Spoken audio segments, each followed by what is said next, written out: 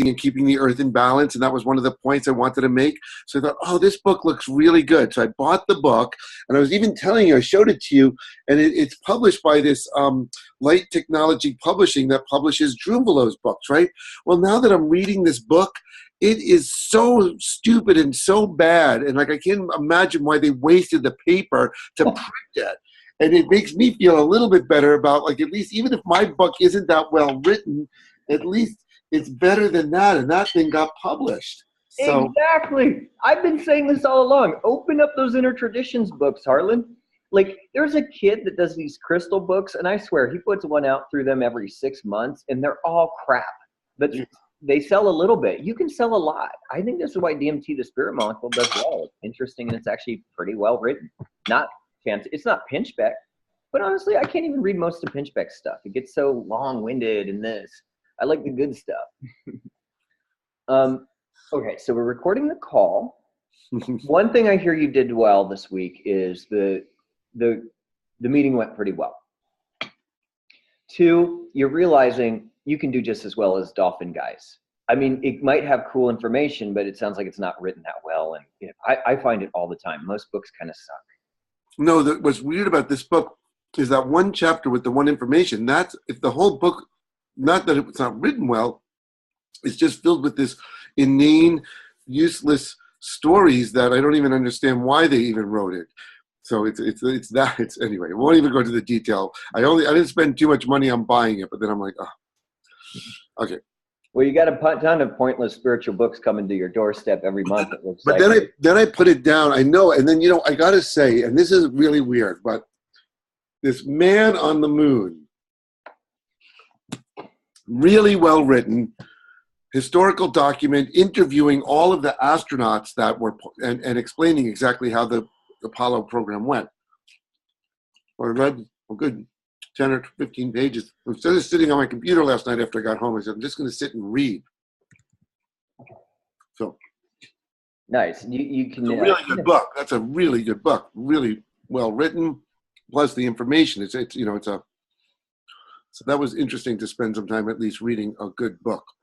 And maybe if that person can write well, you could just read that book before you sit down and write yours. That's what I did. Yeah, I know, exactly. That's always...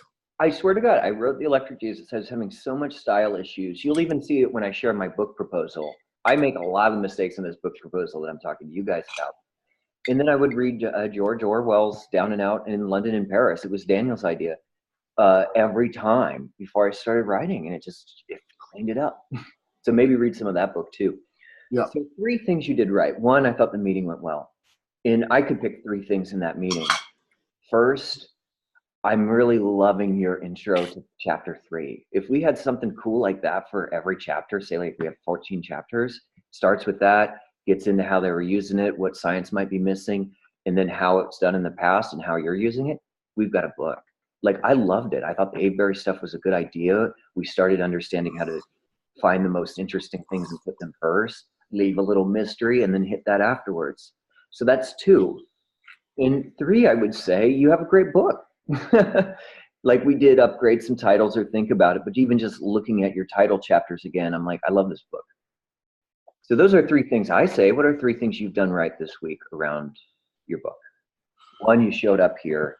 That I got, and then it's kind of hard. It's so weird the way that the trip disassociated the whole week. But I guess after our meeting Thursday, I can't even remember. But on Friday, Saturday, I must have done some writing on the book because I knew I wouldn't have the whole week, and so I guess I tweaked and wrote a little bit more then. That's 2. Let's say whatever writing time I spent, which wasn't a whole lot though, because I would like to be spending 10 hours a week or thereabouts, a good amount of time, not just an hour or 2, where I'm actually getting things written. So the third, just one more thing.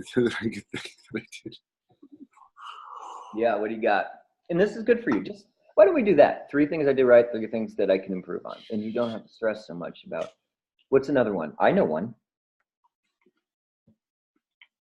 Why do I have such a hard time thinking of things if you can pick them out like that? Thank God we're not doing 50.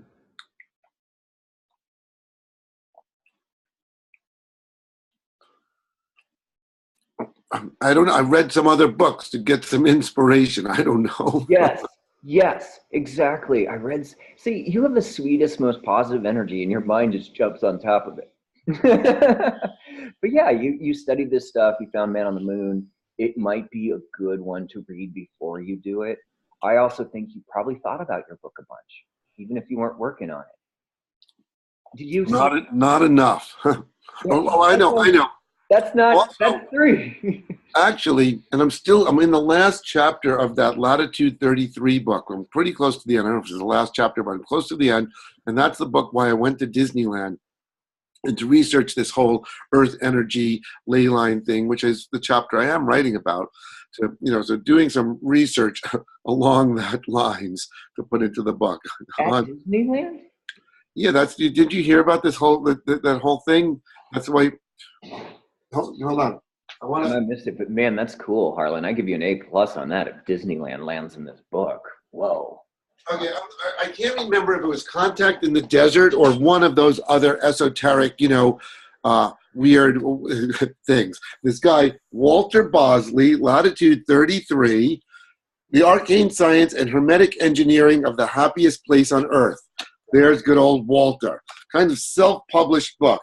Although he's got a picture of himself on the entire back page. it says Corvus Books, California, so it's not really quite self-published. Corvus Publishing, Highland, California.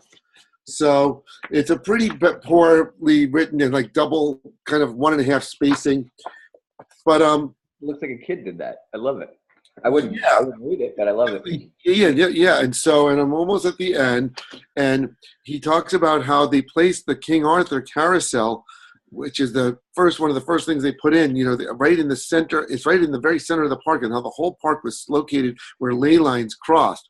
And that was all about activating this earth energies and ley lines. And it all ties into the, fairy kingdom and elves and, the whole magical world of that kind of stuff. And so I kind of went there because I I could get in for free through my friends, who work for Disney, but to go see this carousel and go see where the Sword and the Stone is, the King Arthur Sword and Stone and all of that stuff, and stand there and check out that whole thing.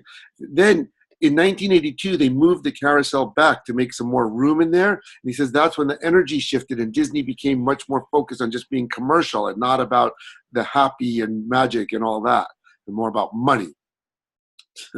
I love it. Now, that could be the opening for the ley line chapter if you didn't want to do Avebury. Or you've got definitely not. No, the Avebury. You got to transition it, or that if you want it. But that's cool. All right. What are 3 things? I would say also another win, if we wanted 4, is we looked at all those intertradition books and agreed, maybe besides Advanced Shamanism, which was a killer title, I agree. I think it needed a better subtitle. But outside of that one, I thought your book was a better title. Well, that's good. And your review of the table of contents was A+. Okay, I wrote down the word not enough, because I hear that from you a lot. That's the classic, if we were going to do yang medicine, bioenergetic stuff, not enough is one of the things I see you battling. You're beating yourself up. It's not enough. It's never been enough. Okay, have you seen Rogue One? Oh, the Star Wars? Mm-hmm. Yeah. I'm not saying it's good or not. I think it's an averagey Star Wars thing, which the 7-year-old in me can deal with.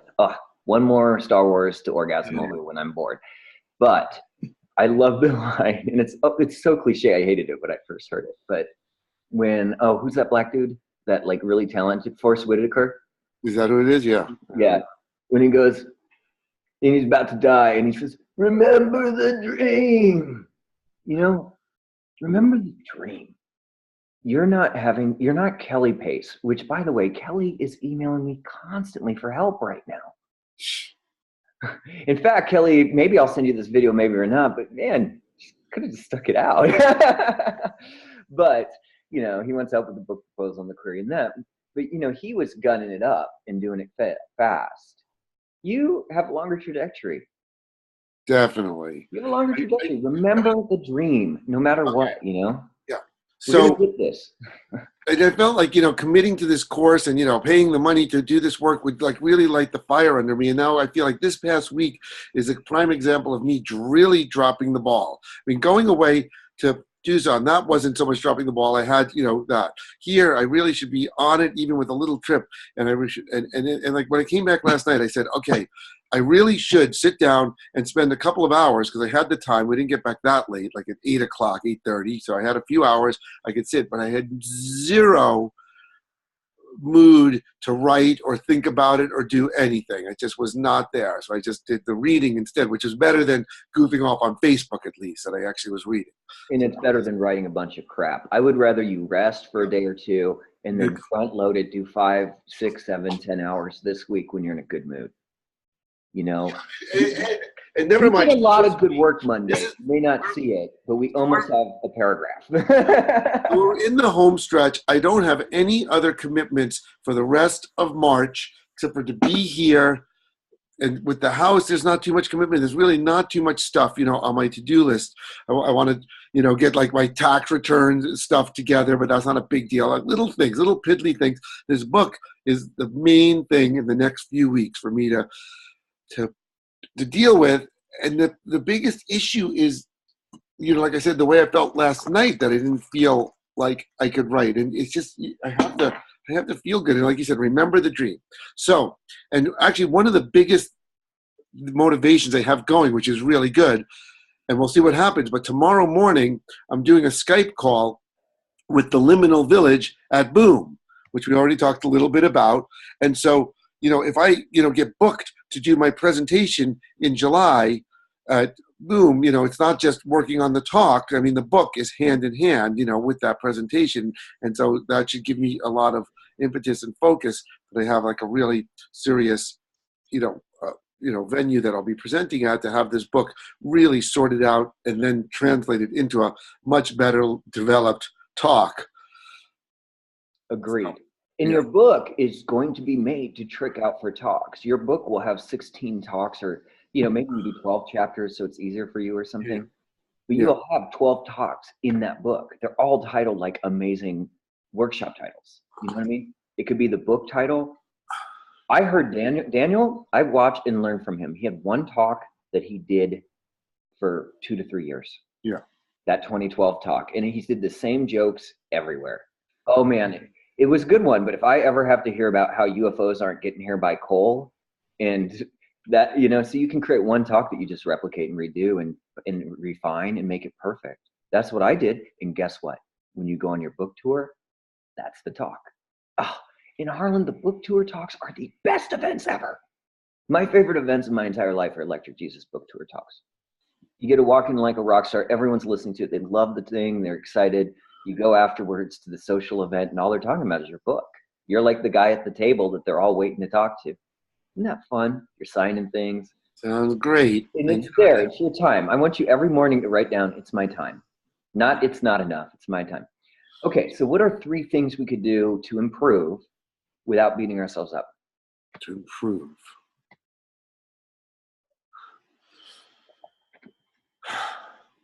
Well, what occurred to me is just in my, my whole life, I've had this issue of not having enough, I should meditate more is basically what I want to say. I should do more yoga and meditate. It's a real meditation practice where I'm really just getting centered and calm. Because if I come to writing this book from a more clear, centered space, instead of my frantic, like, I don't feel like writing, I don't know what I'm going to write, I don't like, and all that stuff.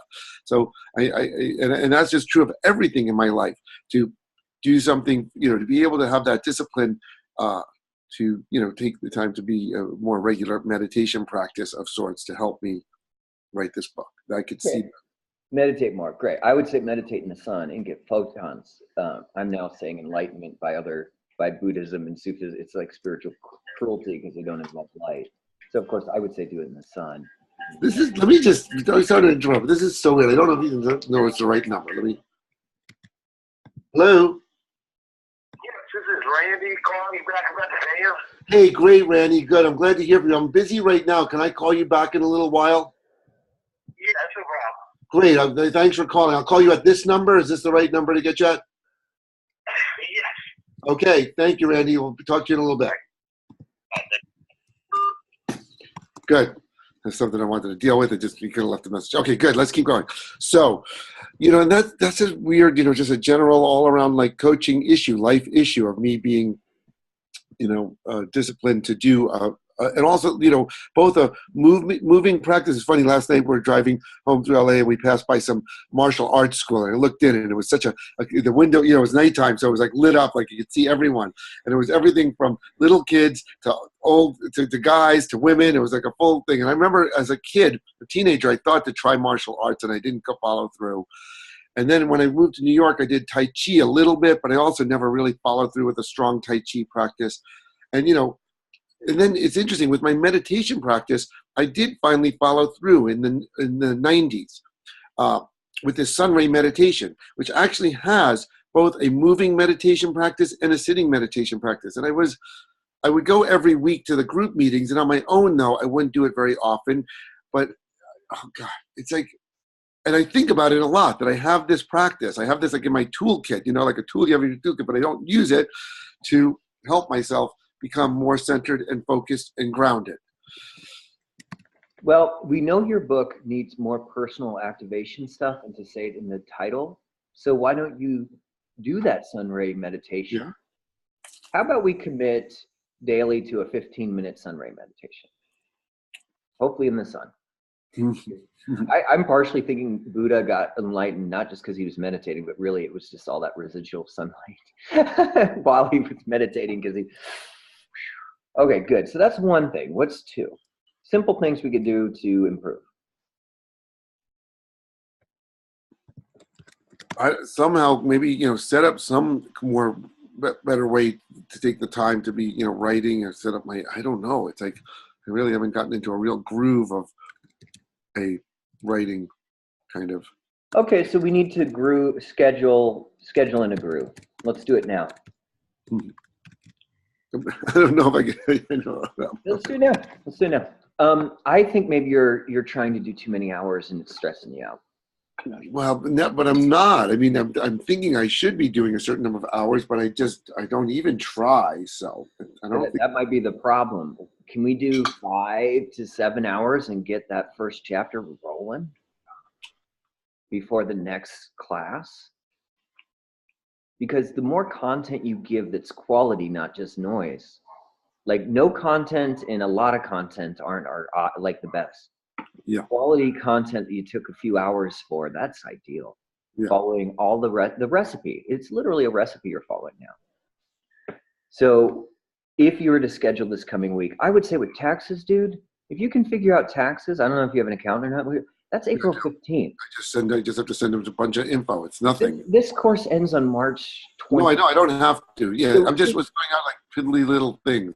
So push off the world at least until the class closes. Do Airbnb, cook and clean, make love to Esther, whatever you got there. Hi, Esther, if you're here listening to this. She's not now. She usually is, but she's off doing the laundry. and just focus a little on enjoying your book. You don't even have to write a lot, but you need to write 5 to 7 hours, okay? Yeah, okay. After this course, I want you, when you're relaxed and feeling good and you're not stressed and you're not in your head, because sometimes we get in our head by the end of this and we're like, we need to go take a break. When you're feeling good, I want you to just go on your Google Calendar, or if you have a day book. And I don't. I'm terrible with that. Oh my God. You can't believe I've never been able to keep a calendar or date or anything. So I like to sometimes schedule things not online. So I like analog a lot. Yeah, I haven't been able to do this. It's a weird thing with me, but okay. I don't. What's a fun day for you to schedule? What do you mean? Like if you were going to schedule some awesome writing time, what would be a day where you have a little bit of time free now that you're back? Any day, all days, except for, any day. Especially, I feel like my best writing time, it's better in the evening. That seems to be the best. Yes. But definitely, I have all my time is available, and so afternoons are second. Morning definitely not so great. Okay, right? So let's wipe out morning. Yeah. Wipe out morning. I had to do morning because I had a day job. Yeah.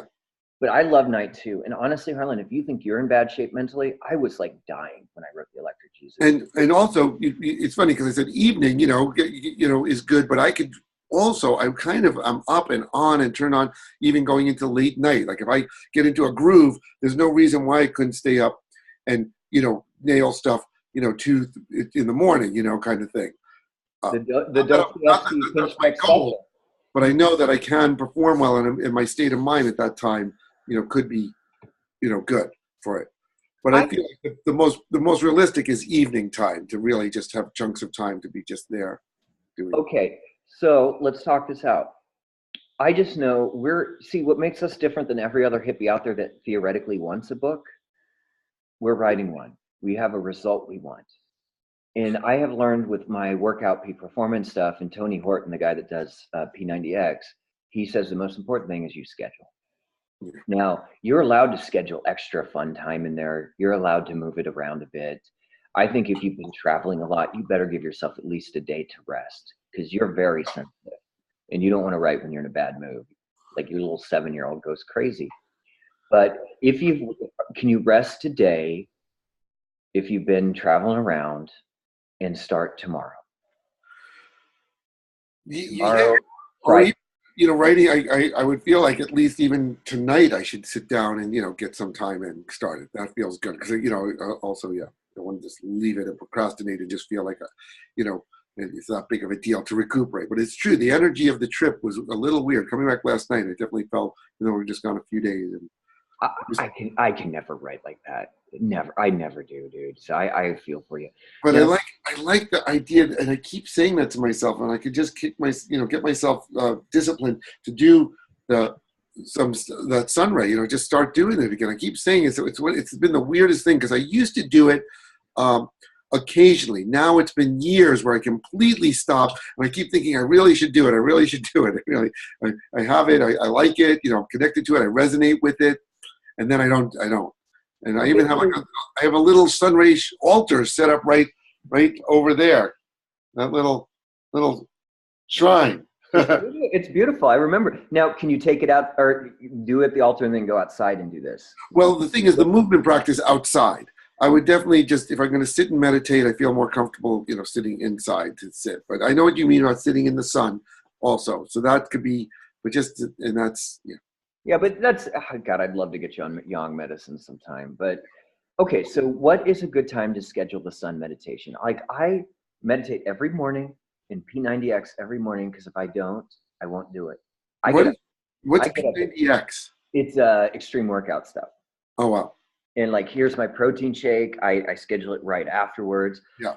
There are certain things in my day I solidly schedule. No, and it's a great thing. And other things I don't.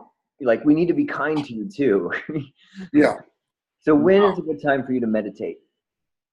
I feel like it's something I should be, I think it would be good in the morning, like you say too. And I haven't really ever done that very much. Okay. So how about every day next week? First thing in the morning is you meditate. No exceptions. Look, if you have to go, like, if there's something huge, do it. But let's say at least 5 to 7 days a week, you're meditating for 15 minutes in the morning. Okay? Yeah, and also Esther and I, we like to, when we go to sleep, we put on some kind of guided meditation when we lay down, which is kind of like a half-assed meditation, because we're kind of just winding down to go to sleep. So we lay there listening to the guided meditation as we fall asleep. It's not a full-on sitting, focused meditation. But anyway, but I like the morning. Yes. Okay. Okay, so we're going to meditate in the morning. We're going to write at night. Do you have any more trips or anything for? No, I'm here. Nothing till April. Why don't you just bust it? I'm going to look at my calendar.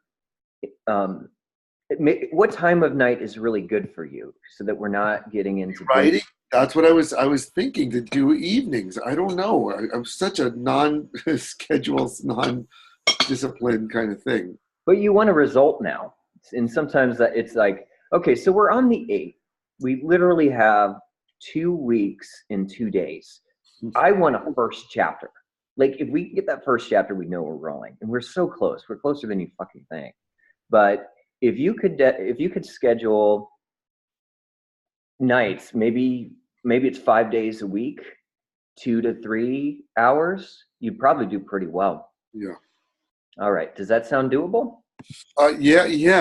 On one hand, of course, it sounds doable conceptually. On the other hand, just knowing the way it's, I hope I can honor and be, committed to that. Well, let's say four times, and you're allowed to do research, you're allowed to do all these things throughout the day and that, but 4 times a week, at least for 2 hours, you're going to do this at night. What time at night?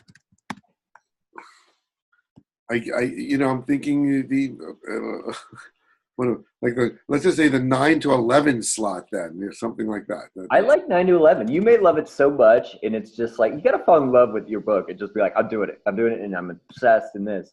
Yeah. But if you did 9 to 11, 4 hours for 4 times a week, and you may even find you're going to midnight, 2 a.m. sometimes because you love it. Of course.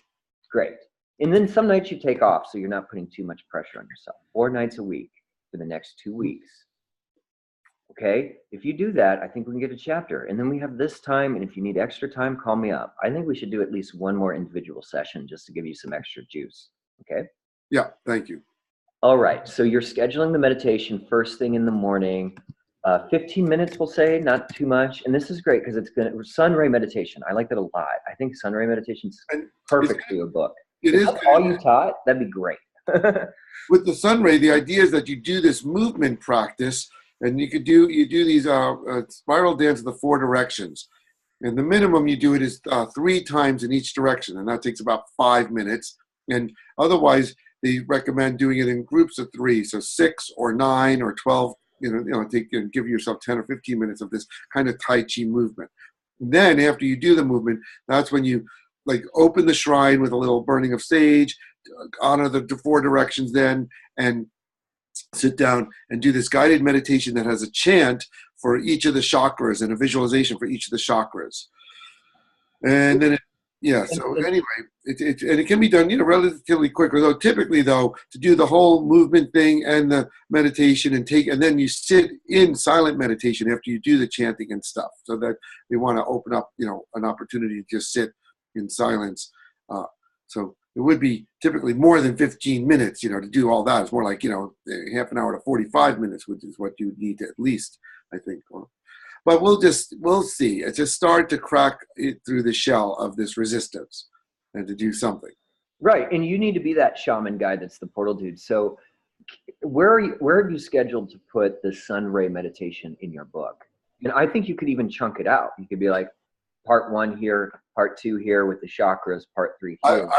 That's not in the book. I don't even see how I would add that in. Well, you're doing a lot about personal activation, and I've already heard about cardinal directions, and having a dance with numbers sounds pretty cool. It actually fits in already with ley lines, and I can't imagine it's not going to fit in with some other stuff. There's a trick to tooling things that you want to put in there, but it sounds like you're very experienced with this. If we get trained in it, and that would be probably the reason one I would read your book, is to learn the personal activation of something cool like that. That's a good one. Good. So yeah, I will feel that out. I'll feel into that. That makes sense. Okay. So what's a third thing we could do better? Improve on?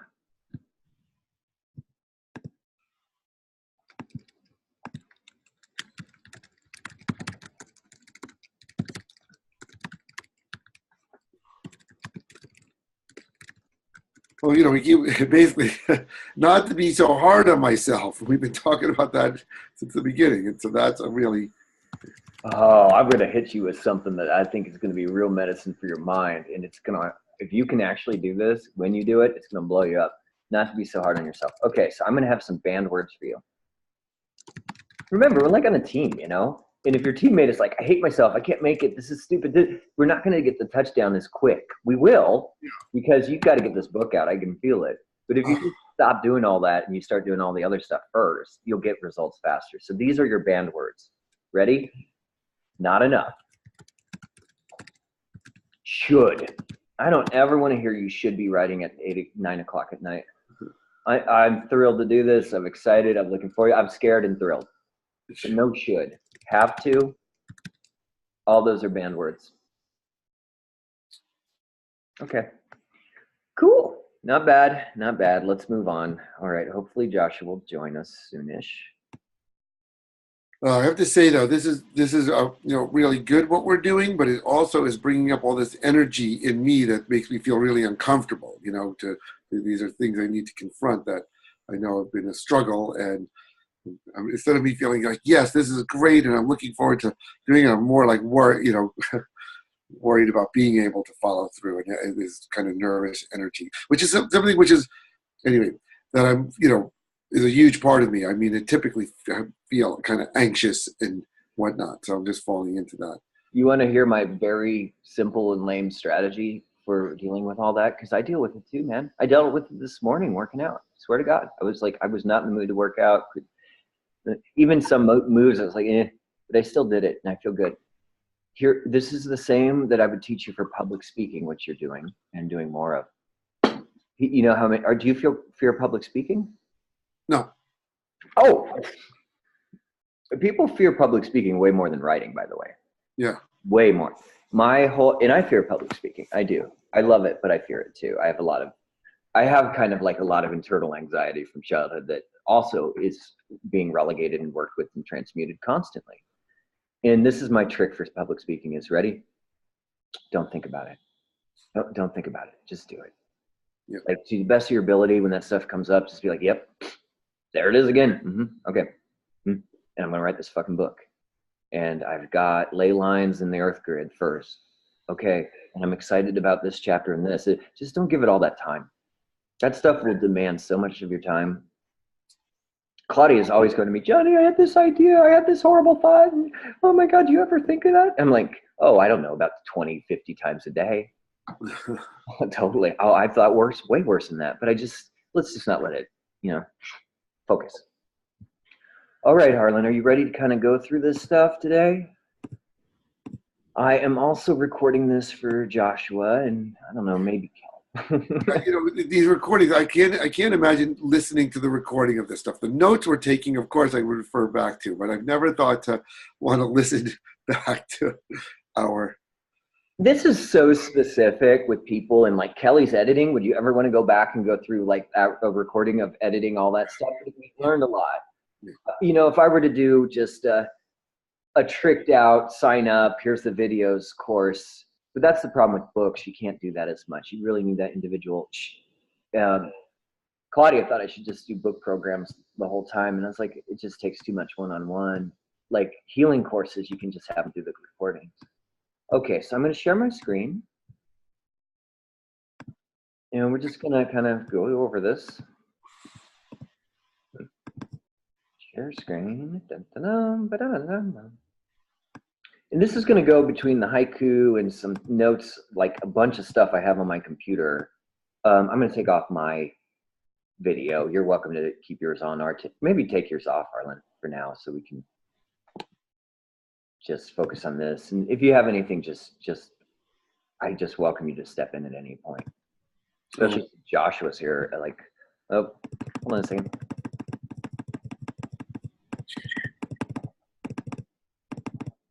Okay. Yeah. So week 11. Today's missions. Final course overview. Last 3 weeks, this being the first of the 3. And we'll talk about that in a second. Initial book proposal overview, bio for proposal plus published book, your next steps. For you, that's mainly edits. We already worked on scheduling. All right, so final course overview, last 3 weeks. We extended this an extra week for everybody. I wanted to do that.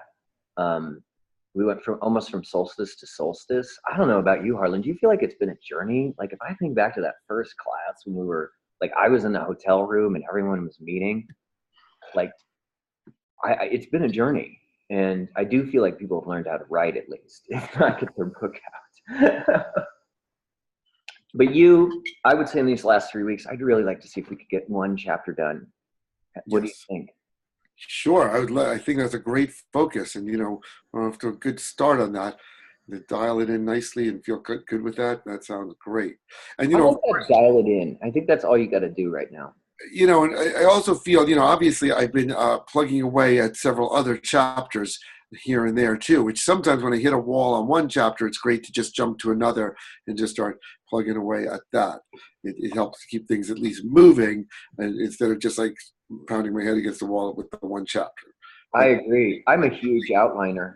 I often have a Google folder in different Word docs or whatever you'd say, spreadsheet docs, or not spreadsheet, whatever, Word kind of docs for each chapter and like what I want to put in there. I would even also sometimes put like a giant thing on the wall that would outline. So yeah, I like that a lot. But Okay. that's our goal. And I would say take advantage of me in this time. Like, let's schedule at least one more individual session where Yeah. we go over stuff. All Yeah. right.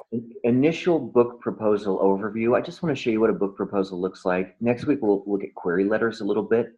Honestly, Harlan, I think I could probably get your book in. Like, I feel strong about your book for at least inner traditions. I'd love to see, you know, I don't know if we have to wait a year. Maybe by boom, you've got yours done. I mean, you're Airbnb and you live in a desert and you have time. It's true. I should really buckle down. I agree that keep giving myself a yes. There's no reason that. Yeah. And then you have like the thing you've been looking for is your passport. The book is that passport. You know, when I had the Electric Jesus come out, suddenly it's like I wasn't just this little guy that no one knew, and people actually did start knowing me and this and that. And they actually featured the book on the front of the religion page of the Huffington Post. Wow. It got 500 comments, mostly good, some nasty. But then they asked me to start blogging for them. You know, like I actually just started getting invitations and even getting like travel budgets and stuff to festivals, occasionally even speaker fees. Lightning and Bottle flew me out from New York City. So, you know, you're looking for that passport. It might be time to commit to get your passport to that next level of leadership. Yep. You know, maybe that's what we're doing a lot in our training here, and maybe you want to do future training. We can talk about that. But I think you're learning to be a thought leader, speaker, idea guy. And, you know, you really do have your specific niche. Like, I can't do what you're doing. I can't. I would suck at it. And, you know, you need to teach us, and especially those kids. All right. So we're going to go over the initial book proposal overview, and that means query letter next week too. But I think we could get yours in with a query letter and in your book. I don't think you'd need a full proposal, but good to learn. Yeah. I'm going to go over bio for proposal in the published book. Your next steps, edits for you. If Joshua comes on, peak performance words, I looked him up. We'll see if he did. Chapter interview check-in. That would be Joshua. Okay, proposal and query letter. Like I said for you, the market's changed. I talked to John in Inner Traditions specifically about a couple books here. I didn't give away titles or things, but you know, you were definitely on my mind. And he's like, yep, all I need is a query letter and the full manuscript. Honestly, I was hoping you'd say all I need is the book proposal. Yeah.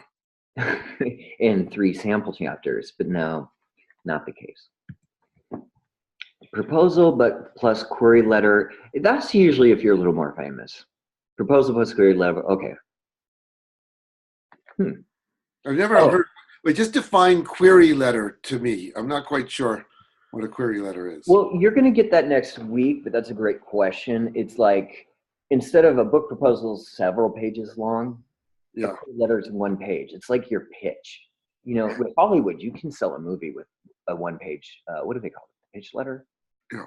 I think there's another word for that too, the treatment or something. Like it's kind of like our treatment, and it's kind of a condensed proposal. Yeah. But we're going to look at the proposal first because everyone always asks, and it'll help us look at bio. Your bio will be shorter for the query letter, but your bio will also go in your book. Yeah. Okay. Okay, so marketing plus book bios. So it's really like I want to look at bios and then how your platform is for that. This was more for Joshua. I think he was excited about the bios. But I did look up some bios that were really good.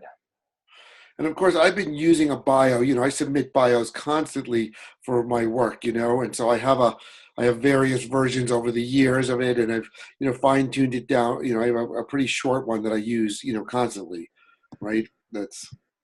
And of course we'll tweak it to be more relevant maybe to the book. But I think my bio is pretty well dialed. You know, right now, of course, we'll be able to hopefully write it better than it is or something like that. Good. I'd love to check that out too. But, we don't need to rush this. I'm just doing this because I want to show the future. So this is nonfiction book proposal. Yeah. Just to go over a book proposal overview, and then we'll look at bios. So you have a title page, title, author's name, phone numbers, email addresses, contacts. Usually that'll be, if you have an agent, which I totally recommend, that would be the agent's phone number in that. But you have the title, the author in this. You'll see, I'll show you my proposal that did get my book sold, and it follows this format, but you'll see, I write much better than that now. One sentence summary that captures your book. It should be more than a hook, more hook than description. That's right. Like you'll see, I do a hook. I do something to bring you in. This is about, you do a brief overview. They would say the synopsis of the book. This should read similar to the back cover copy. Often it's very similar. You already wrote us some copy where I'm like, damn, Marlon, that's kind of like a back cover copy. It should be exciting, informative, and make someone want to read your book. It tells the publisher in a succinct form what the book is about and who the market is for. 3 to 4 paragraphs. I think it could be 2 paragraphs too. The felt need, what needs will your book fulfill that your audience is already aware of? What questions are they asking? What do they want that you can give them? I also think in this, I would put that brief overview and put that in there, but it's also like, where are you niche busting? Where are you creating the new thing that no one has? About the authors, half page to a full page on each author. Wow, I think that's too much. I'd say 2 paragraphs. Why you're qualified to write this book, previously books, articles, sales figures. I think if you include a small photo of yourself, I think if you're like, you've been published, if you've had speaking gigs, all of these things come in there. The market, then there's a market section. Whom do you see as the audience? We've already been this, the $1 million niche. Why would someone buy this book? How is this audience reached? Do you have any special relationship to the market? You know, how are you engaging with them? How do they know you? What books and magazines does this audience already read? What radio and TV programs do they tune into? Okay, and then we have author marketing and competition. We'll get all to this later. And I just want to show you that this is very real because, can you see this? Yes. Here's mine. This got it sold. I'm not sure I recommend an image like this, but I think it did get them in. Energy, Gnosis, and Spiritual Awakening. Honestly, I wish they had let me keep, not the editors of North Atlantic Books, but other people, I'm not going to say who, had me change my title. I think that subtitle would have brought in more people because it's things people want versus the healing journey of a contemporary Gnostic, which is more about me than the thing that you're going to learn through the book. Yours is all about the thing you're going to learn through the book. So I think that's a better title for sure. And then you see I got the contact information and stuff. Here's my overview. I do have a hook. The enormous financial success of the Jesus Family Tomb, Holy Blood, Holy Grail, and the Secrets of Judas confirm. And later I'll talk about Da Vinci Code. Publishers Weekly's claim that the genre of alternative or speculative histories is thriving since the Da Vinci Code, which whetted readers' appetites for facts. See, I'm actually having Publishers Weekly make the argument for me. We could do that with your sacred geometry stuff too. From Malko Bizavec to this, we're seeing that. But the one thing all these books miss is how Christians utilize, and then I get into the value of this book, the fundamental force in the universe for healing and person. It's about energy. So the overview, you have about the author, there's that bio. Mine's about 3 short paragraphs giving my value. Then you have the market, which we'll get into when we go over this. This is just an overview to show you what's coming. You have a market plan, which is like, how am I going to market it and what's your platforms that are available to you? You can see there's like, back then there was Reality Sandwich, which is still there, but I don't think it's as hot shit as it used to be. The Evolver Network, honestly, that got me helped give me packed houses, 50 regional groups at regional bookstores. So people love that. Media, I've had a lot of media connections and contacts, so I put that in. Speaking engagements, so Harlan Boone helps, any of those do. Yep. Book tour and release party, which I did. And then you have this chapter outline and then samples. But with you, we'll probably do query letters. That's pretty interesting. So that's a real summary of the book right there. I mean, a really good one with all the chapter snippets. Wow. Yeah, and just like we did with your table of contents, and they're going to look at them and be like, wow, that's sellable. That's why I like good table of contents. This is, of course, you, for the most part, you created that. This is your book proposal, yeah. Yeah. Mm-hmm. And this is what you sent out to get the book published. I did. I would do much better these days, but not too bad for youngin. No, but so this is something I'm going to be needing to do for my book. Yep, but my guess is for you, and I'll show you it, we're going to do a easier, smaller version of this. We're going to do like a 1 to 2 pager. Okay. The query. Because I was going to say though, if you could send me this, I'd love to just read this, especially since I didn't read your book. It'd be a great synopsis for introduction to your book as well. You know what? I'm going to send you this thing that I sent Kelly to both you and Joshua right now. Joshua just arrived. Ah, there he is. Although right now I'm on Wi-Fi and will be needing to transfer to phone shortly. Well, I honor that you found a way to get on here, and you actually have perfect timing. Now you can see right now because you have Wi-Fi, right? Yeah. Okay, good timing, because let's look. Before we look at your bio, I want to... Why bio? About the authors. Half page to a full page. Well, that was about true. I did about a half page. Why are you qualified to write this book? List any previously published books or articles with sale. Make a good case for you as the best possible author for a book on this topic. Why you are better than anyone else. Myth busting and the whole thing. It doesn't have to be professional. Include a small photo, but it should be friendly and you should be smiling, unless you're spooky like this. I also think you need to express your extreme value a little bit and show where you've been seen, where you've been speaking, how people know you, what niches and audiences you own and why. And I have some examples for Josh here that I thought were really good. The thing I would really say is give the specific awesome things first. Like if you're a columnist for Rolling Stone, put that. You know, if you write for, honestly, Joshua, if I were giving you advice as like just your career, I would create some of your chapters as articles that could go into Dope, Culture Magazine, maybe get in the online form. I really think you have a writing career. Maybe you lie a little bit and say your Expandibus courses are happening now, you know? Yeah. Or by this point, you've got it. I think over the next, when do you want to get your book done? Like, what's your ideal time frame of like, okay, it's sent to publishers and they're thinking about it? Oh, maybe September. Okay, that's doable. But you probably need to get on your journey there. And I know you are, but I'm going to write that down. Joshua, September. Yeah, I'll do it. Okay, Joshua, could you read Brad? This is for the book. Well, let's go over this. Peak performance. Elevate your game, avoid burnout, and thrive with the new science of success. Do we agree that's a pretty fucking killer title? Yeah. 133 cuts. I think, honestly, Joshua, you should be reading these books. Less spiritual books, less books about meditation and Reiki or whatever, you know. Yeah. Like this, you should be eating these up right now and seeing how they write them. And maybe even sometimes finding quotes and shit. Mm-hmm. Now you guys will have this too. Harlan probably be good, Joshua, to write a list of all the famous people you know that will say awesome things about your book. They have Arrington Huffington, David Epstein, and Adam Grant. I had Alex Gray. Graham Hancock did the foreword. We can have people do forwards of your books. I think Joshua's might be good for that. People who are bigger than you so we can lift up. This is like, remember we talked about the black copy for the overview to begin? This is that. Few common principles drive performance, regardless of field or task. Whether someone is trying to break down mathematical theory, oh, this is just like Joshua. He's like saying peak performance is more than just working out. Whether someone is trying to qualify the Olympics, that shows how strong this book is. It's advice for Olympians. Break ground. Common principle, drive. So we have drive.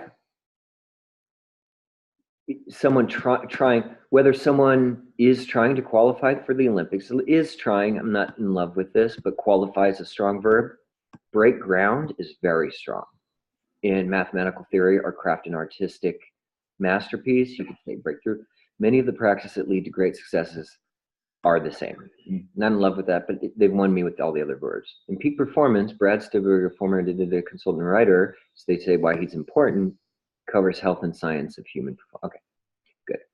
So that's like the overview for the book, the opening of the book proposal. All right, Joshua, could you read Brad Stulberg's bio, at least the first 3 lines? Brad Stolberg writes about health and the science of human performance.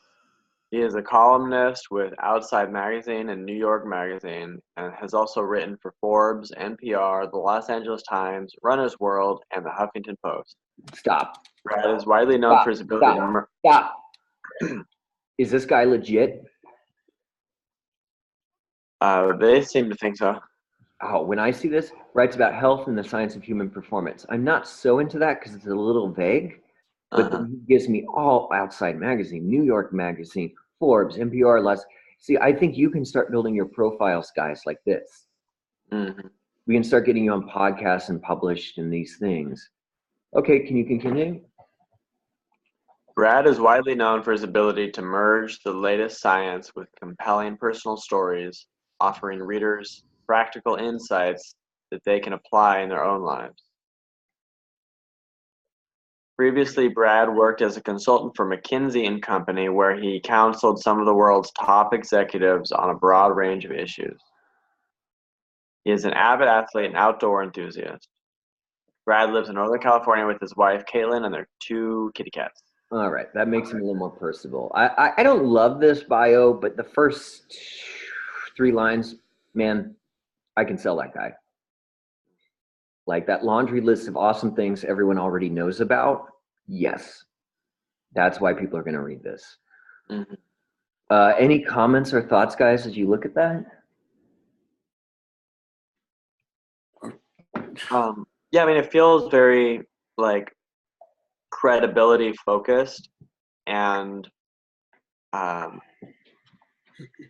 knowing that I have more of a tendency toward like internal achievements than external achievements, it's a little bit different than how I would write. So I appreciate the alternative perspective. Right, and this is how we would want to do it to get you published. I thought about that with yours. I'm like, it's great internal stuff, but we need to get him his right. It's a little bit of a resume, isn't it? Right, yeah. How do we get the job of getting your book out there to the world? Right. All right. I guess I'll read the next one because you read the first one. Steve Magnus is a coach to some of the top distance runners in the world. I love it, and it also sells his work. If you're a coach, that sells it. Having coached numerous athletes to top 15 at the World Championships, it shows how he gets results. He currently coaches at the University of Houston. Known widely for his integration of science and practice, Magnus has been on the forefront. See, I do think they're using lame verbs and could improve that. Magnus has been on the forefront, wonderful, of innovation in sport. I'd love it. I'd like to hear a little more details of what science, but that's okay. This actually is still a little tiny bit vague for me, and I think it could be just tweaked a little better. He serves as an adjunct professor of strength and conditioning at St. Mary's University. See, I think this would be your expanded this program a bit. And has been a featured expert in, I love this, in the Runner's World, New York. See, if you could be a featured expert, guys, in these wonderful podcasts or whatever, radio, this would be great. Runner's World, New York Times, yeah. In addition, his book, The Science of Running, was published in Oh, that's horrible. I don't like the last 2 lines. Although, man, he ran a 4:01 mile. Whoa. Shit. I ran a 4:55 mile. Wow. And also, I just saw at my friend's house, the LA Times was out, and I saw in obituaries, the first guy to run a sub 4-minute mile just died a couple of days ago. Oh, that was so huge for the world. People use that as a metaphor for everything. No one could break that 4-minute mile, and then once he did, everyone could. Well, not everyone, but more people. No, Harlan didn't break it the next day. Obviously, you didn't break it. If everyone could, anyway. Oh my God, guys! Wait, 4:55. Oh, that's badass, right? What's that? Right, that's pretty good still. Even though we admit this guy. It's all about credentials and next level and awesomeness. So that's what we'll want, is that kind of focus. Now, Joshua, do you want to read yours? Not anymore.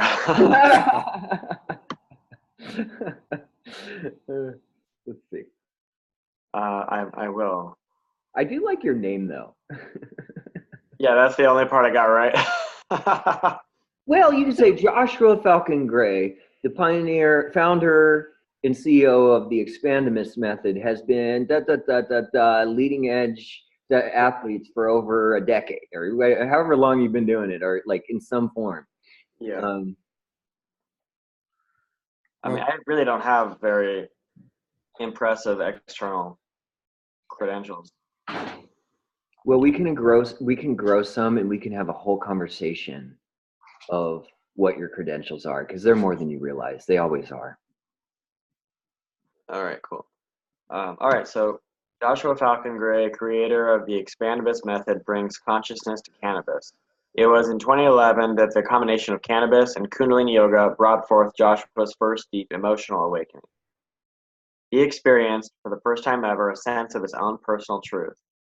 This opened the floodgates of personal inquiry, creating a mission of clarity and deep commitment to attaining a high level of mastery and energetic integrity. Arising from the ashes of defunct and disempowered mental constructs, Joshua's life took a turn toward his destiny of facilitating and teaching. In doing so, he intuitively guides individuals and groups through master processes of unraveling projections and trauma entanglements for the highest good of all. Joshua is a filmmaker and comedian. He enjoys traveling the world, creating deep leadership experience for cutting-edge audiences. Yeah, we could laugh more in your book. I really like the fusion of peak performer and comedian. Now, I didn't see a lot of peak performance-y things in there. You know, I mean, from my perspective, like everything I was talking about is sort of the root of the peak performance stuff. And so most people wouldn't recognize it as peak performance, but it is like the talking about the deepest shifts instead of the more superficial shifts, I guess. I like that. I think that's a good argument for your whole book. Is we don't want superficial shifts; we want deep ones. And this is how we do it. Exactly. My biggest critique of yours would be, first of all, I think my biggest pro would be, I love your name, Joshua Falcon Gray, and I love the Expandamist method. I think we could really do some brand work of like why that's so awesome in that. Yeah. Maybe it'd be good to even ask that stuff in high ticket course questions in Young Medicine if you ever want to come on the Q&A calls on Wednesday night, especially now that we're going to focus on that on the Saturday mission mastery stuff. But my biggest critique, first of all, a good name, Joshua Falcon Gray, Expandamist method, peak performance, in cannabis and peak performance. That's pot and peak performance. I like that too. That's good stuff, and we can make anything work from there. Bad names are the worst. But I would say the thing in Harlan seeing this on his doorstep, like good titles can sell, but sometimes the writing's not that hot inside, or even the content. He's getting all my inner tradition books, so he knows firsthand. And often I think they sell just on the title alone. But yeah, my biggest critique of yours would be, it's all about kind of you and your internal process and this, and it's a little less about, here's what Joshua does. By seeing this and the specifics he does, you're going to get the result. It's about you. Yeah, this is very me and my journey and this, and then this happened. And but I think over this month over this time until September, we're going to work on your external credential, like profile or whatever they call that a bit. Sure. God, I don't see why you couldn't like write one or two of these articles and get in a couple of those cool magazines that everyone's reading. I have some connections, but I also think you could just send some to Culture, to Dope, High Times is a possibility. I don't think they're actually as groundbreaking, but you could just literally take 3 of your chapters and publish those, and you may even get paid. God, I once sold an article that went in the Electric Jesus to Adbusters, and they paid me $300. Adbusters. Guess how much the Huffington Post paid me for all my articles? Nothing. But it links to my site, and I sell articles. Claudia, do you need me to go in or out? Or are you good? She's good. Okay. So Harlan, do you have thoughts or things to share? As we're just taking like an overlook at these bios. We don't need to go and fix all this yet. I just want you to kind of see. Well, what thoughts on his bio, or just thoughts overall on his bio, and what we've seen with the others, and what we've talked about so far? Well, let's see. I really don't know what to chip in at this point. That's okay. Let's go to you. If Josh, do you have questions or any things? I know we're an hour in, so I want to keep going.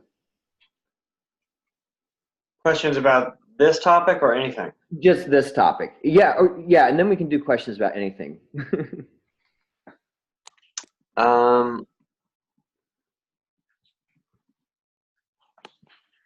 I guess part of what I really enjoy about being alive is like relaying my values, my values, my personality to other people. So it seems like this is somewhat of a that can be transmitted through here somewhat, but it seems like the best thing would be to set aside that priority and really prioritize on it being more of a resume. Is that true? Well, I think it's a fusion of both, actually. You get those ideas through the resume. Like, these guys have been helping Olympic runners do this through, in fact, I thought they should have said more about their science through this type of science and this kind of thing. But yeah, more resume and get those ideas in through it. But I think it's important to have both. I do. But you're leaning way more on the other level right now, your personal stuff. Right. Yeah. All right. Well, we'll go into peak words and other things for Joshua, but I want to look at Harlan's bio stuff. All right. I'm going to give not the shortest one, so we have extra stuff that we could edit out. Well, let's look at someone else before we do yours, okay? Okay. You might recognize this guy. Yeah, here we go. That's a nice short one, too. Could you read that? Oh, Daniel Pinchbeck is the author of Breaking Open the Head, 2012, The Return of Quetzalcoatl, and Notes from the Edge Times. He is founder of the think tank Center for the think tank which tanked. The tanked think tank. I know. Center for Planetary Culture, which produced the Regenerative Society Wiki, and his essays and articles have been featured in the New York Times Magazine, Esquire, Rolling Stone, Art Forum, the New York Times Book Review, The Village Voice, Dazed and Confused, and many other publications. In 2007, Daniel launched the web magazine Reality Sandwich and co-founded Evolver.net. Evolver currently includes Evolver Learning Labs, a webinar platform, and the Alchemist Kitchen for online retail. Daniel also edited the publishing imprint Evolver Editions with North Atlantic Books. He is featured in the 2010 documentary 2012 Time for Change, directed by Xiao Amorim and produced by Mangusta Films. He hosted the talk show Mindshift.net for Gaiam TV. A lot of value. Mindshift, Gaiam, documentaries. I think the most powerful one, and I wonder if you guys agree, is when he just laundry lists the New York Times, Esquire, Rolling Stone, Art Forum. I think he could have done that maybe. Yeah, and that's good. I also think he could have put author of the best-selling books, Breaking Open the Head, da-da-da. The Notes from the Edge Time wasn't, but who cares? I think he could have put that to give it extra value. I do think he falls a little flat when he's like, he is the founder of the think tank center, which produced the Regenerative Society. I mean, I don't know if I know what the New York Times is. I don't know what that shit is. And articles have been featured. Like, those two sentences don't even go together for me. They're Yeah. things. But otherwise, what do you think, Harlan? It's good. I'm not like blown away. I'm not like, oh my God, I gotta buy this book because of what this guy has done. But he has serious credentials. So that's how I feel. I think we can get a better bio for you. I actually think my bio on Amazon is probably better than this. Is it my bio? Obviously, I'm not an author or writer, so I don't have credentials for my writing.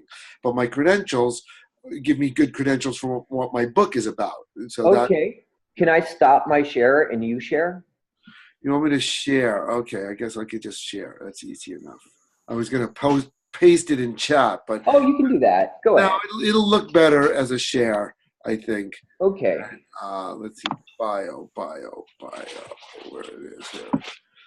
And what I have is various versions of my... Is that working? Or share screen? I selected it, and now, boom.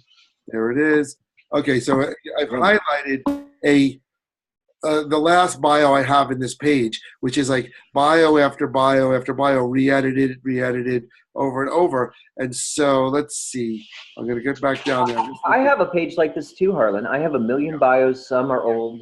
Like here, there's a short one. There's another short one. There's another. Okay, but as you can Some see, are super. Some I have bios that are 2 lines, 1 line two. for different things, for healing, for media, for books. You can have different bios, but you always tweak out the same one, right? All right, let's hear it. Read it. Okay, so this is the long one, and then you can see there's 2 short ones above it. Okay. Which one do you love? Well, okay, let's just start with the first short one right there that I've got. Can you And then highlight it? read the longer one. Harlan Emil Gruber merges his interest in art, design, and science into a unique body of work.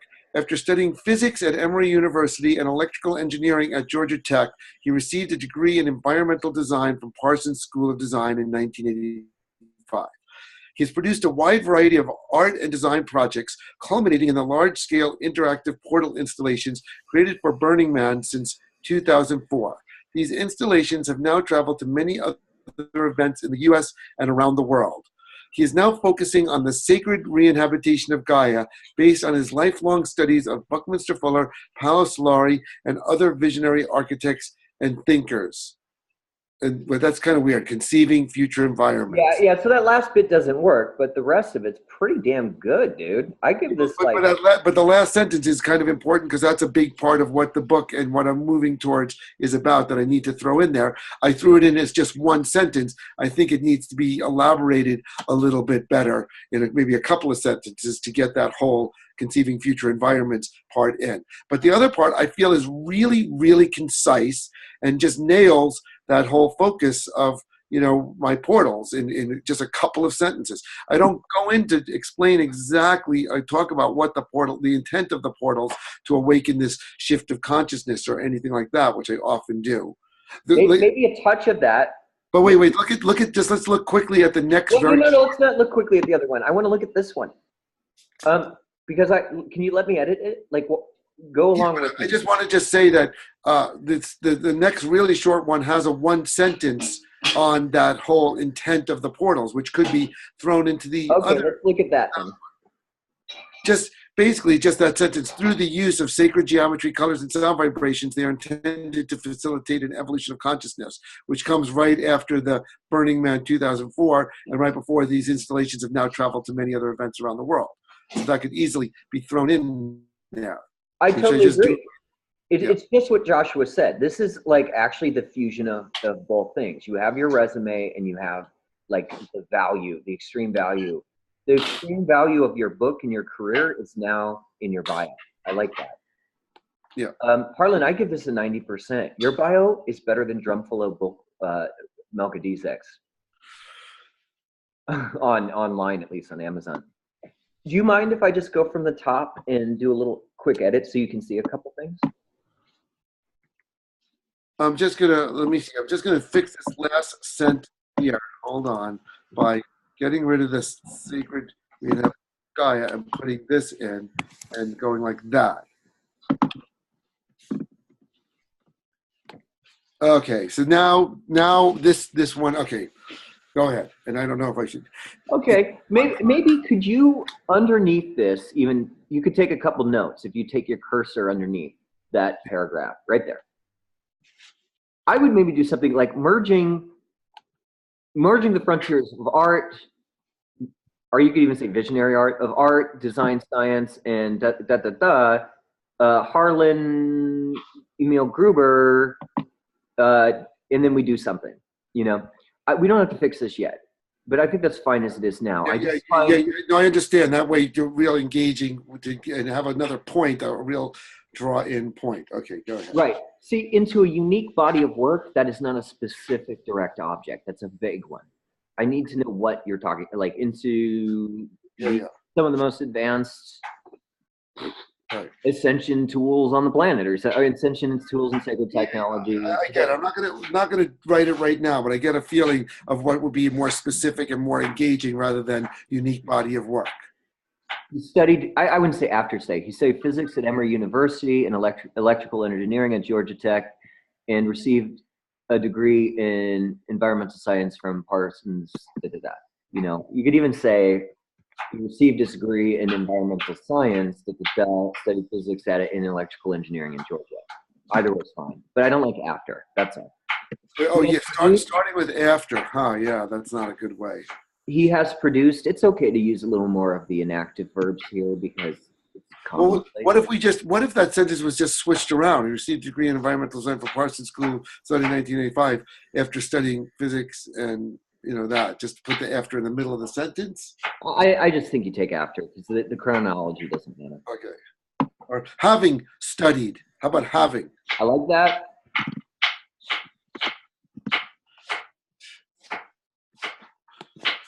Okay.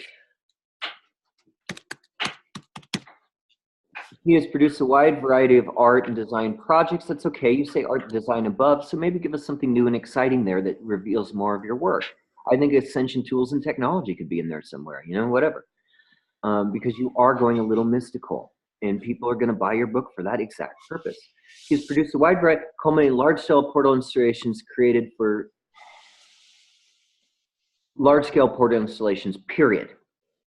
Through the use of sacred vibration, attentive physical consciousness. I like that. I think we do this. These installations, maybe you portal installations feature, highlighted, featured, appearing at Burning Man, and you can put Burning Man, any other places you've done. Because I know you've been at other festivals and conferences and things. So does that be more specific? Yeah, and maybe you can put even some speaking gigs in later. You don't have to do this all now, but I think you need to say specifically 3 awesome places you put portal. Now, if you did it at any architectural firm, any business, I would even put that before Burning Man. And then the festivals and stuff later. And it's not about traveling to these events. It's about they were featured there. You give us, how people are like, he was appeared in Rolling Stone, Huffington Post, this or that. That's a 3 year there. Burning Man. Dun, dun, dun.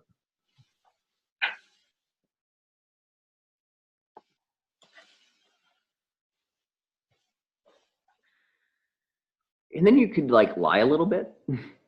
Working with some of the premier design scientists, studying Buckminster in full, he currently works with visionary architects and thinkers in conceiving future environments. Something about, the reason I would say that is you want to leave it open that people are going to come find you and want to build that new world you want. You know what I mean? It's fun to leave something in your bio that's going to give you what you want. I have a little thing about, Jonathan Talat Phillips, Johnny Angel now, has been helping clients get major healing results for the last decade. Actually, it's funny. It's in my more expanded bio, but I don't mention that I worked at Site Projects and under James Wines, who was a pretty close mentor and does hold a pretty high level in the design world. If you're into design, it's a pretty big name. So I probably should put that in my concise bio. Yeah. Yeah, but it seems to me like you actually get how bios work, and I would give this a 90% already. Can you believe that? That's good. Well, I've been working and using this bio for a while, so I'm glad that it's okay. Well, you'll probably work and use your book for 5 years. Yeah. All right. So that's a little introduction to bio, guys. We don't need to go full-fledged into this. I want to get into next steps.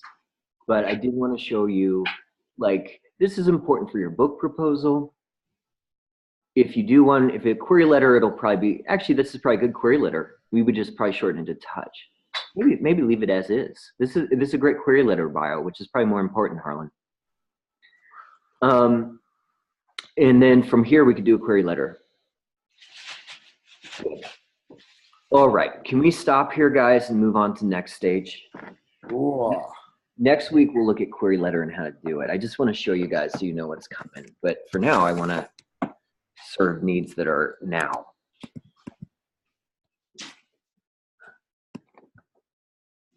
So you stop sharing your screen. I need to share mine again. God bless Zoom. It's such a great platform. Sure is. Joshua, you missed on Wednesday, but I did a call out for you on the Yang Medicine, thanking you for the cursor idea. I now have a new cursor, so the mouse isn't going crazy, and I have microphone because the sound got garbled when my neighbor dumped water all over it, hose. Are you guys hearing me a little better this week? Just fine. Where'd you get that mic from? Oh, dude, I got it on Amazon for like $20. It had better reviews than like the $60 ones. Oh, so you actually had to order that? It's like a music performing mic. Like, you don't need mics like that to be on Zoom. You could have a tiny little, bud mic that goes in your, it doesn't look like anything. Yeah, Claudia wanted me to get this one. She was but it looks cool in Facebook Lives. It sure does. I mean, it's a real mic. It actually looks like a Shure SM58, which is like the classic mic. SM58. Oh my God, you are a sound guy. No, I mean, come on. Knowing an SM58 is like knowing a Fender Stratocaster. Everyone knows an SM58. That's the microphone. Nice. Okay, Harlan, you didn't know what an SM58 is? Okay. I'm remembering my dreams. Do you see that? Yeah. All right. So I want you to obsess over the right thing. And, every day I think you just say to yourself, what are 3 things I did well for the book? What are 3 things I can improve on? Claudia and I do this on breakthrough sales calls all the time. We won't get a sale or something, or people won't be in it. And usually they're not even right anyway. And we'll just beat ourselves up. And then we remember we got to be our own ally. And we got to be kind to ourselves. We're just divine beings figuring out like everyone else. So we could just go back to 3 things we did right, 3 things we could improve on. So I just want you after every day, especially Harlan, because you want to gun it. Joshua does too. He wants September. Harlan's talking about finishing by the end of the year. I think, Harlan, you could have it done by boom, but it would take a different attitude.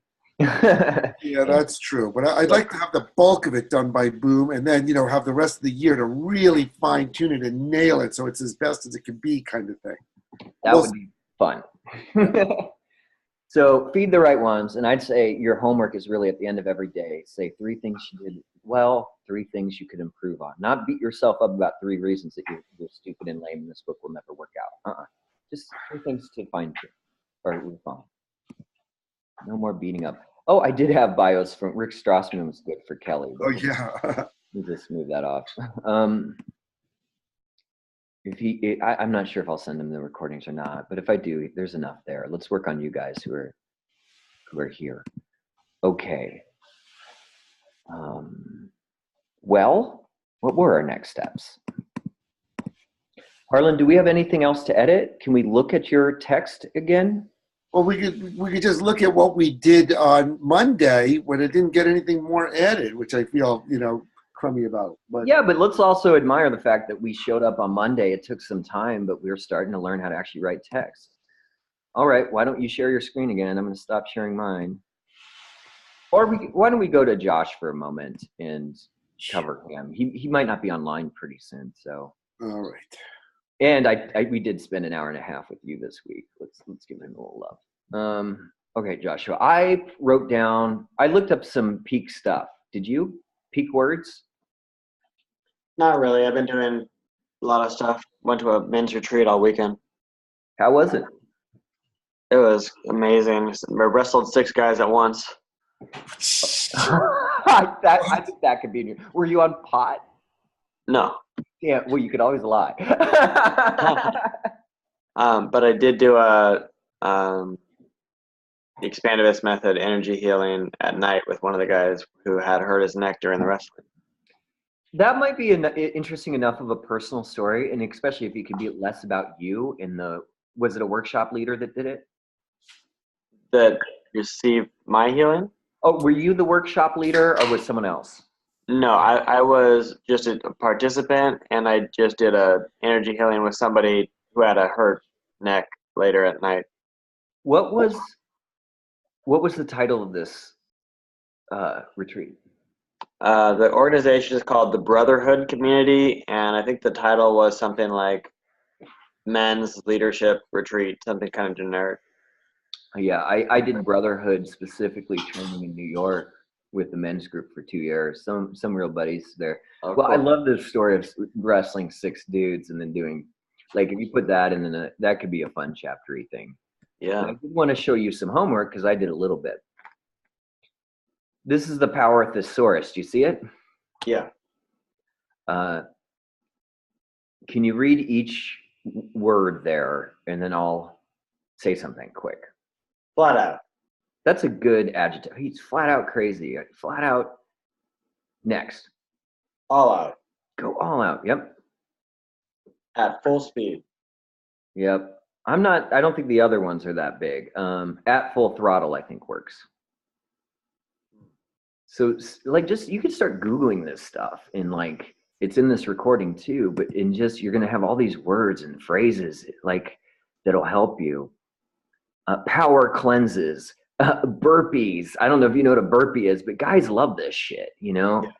Yeah. Thruster. You could use mental squats, you know, the emotional power push-up.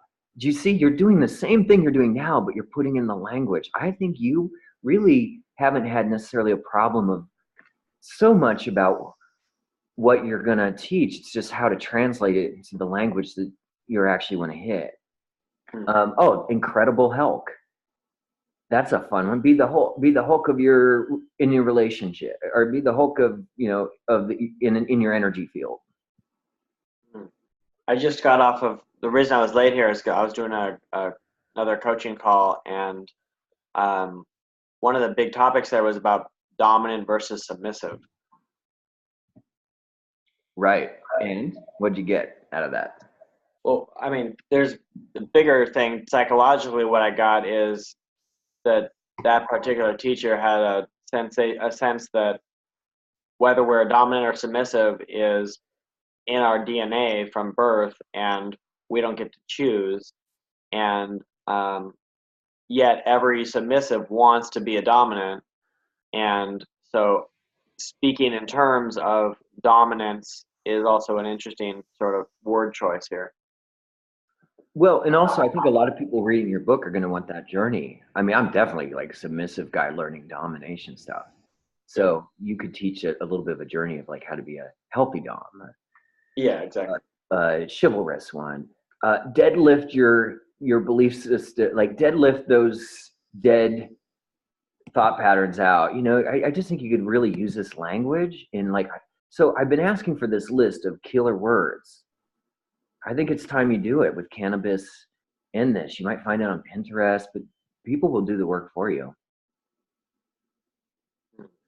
Heavy duty. Oh, here's one I love. Balls to the wall. We used to say that in sports. Oh, you go balls to the wall, boys. So that kind of language will probably win over a lot of men, because I really think if you do this right and can get a little out of the head and more in the yang and peak performance language and mentality and thought and culture, and even just study it, you have a real chance to be a major mentor and light leader. Painstorm. Oh my God. The CrossFit of Olympic lifts for your champion. That's a good one. Yeah. Finalist. Anyway, those were some ideas I had. Yeah, these are like sports terminologies, you know, guy specific terminologies, you know, like stuff that would be more present at a men's retreat than, you know, a co-ed retreat. Right. And how fun is it if you're going to be talking about spiritual concepts a little bit like this, or you're talking about mental discipline like this, or even like Kundalini, like a guy that does CrossFit? That would be really fun. And I think you'd do it. Yeah, it's interesting. Okay. Well, what are your next steps? I know what Harlan's are a little bit.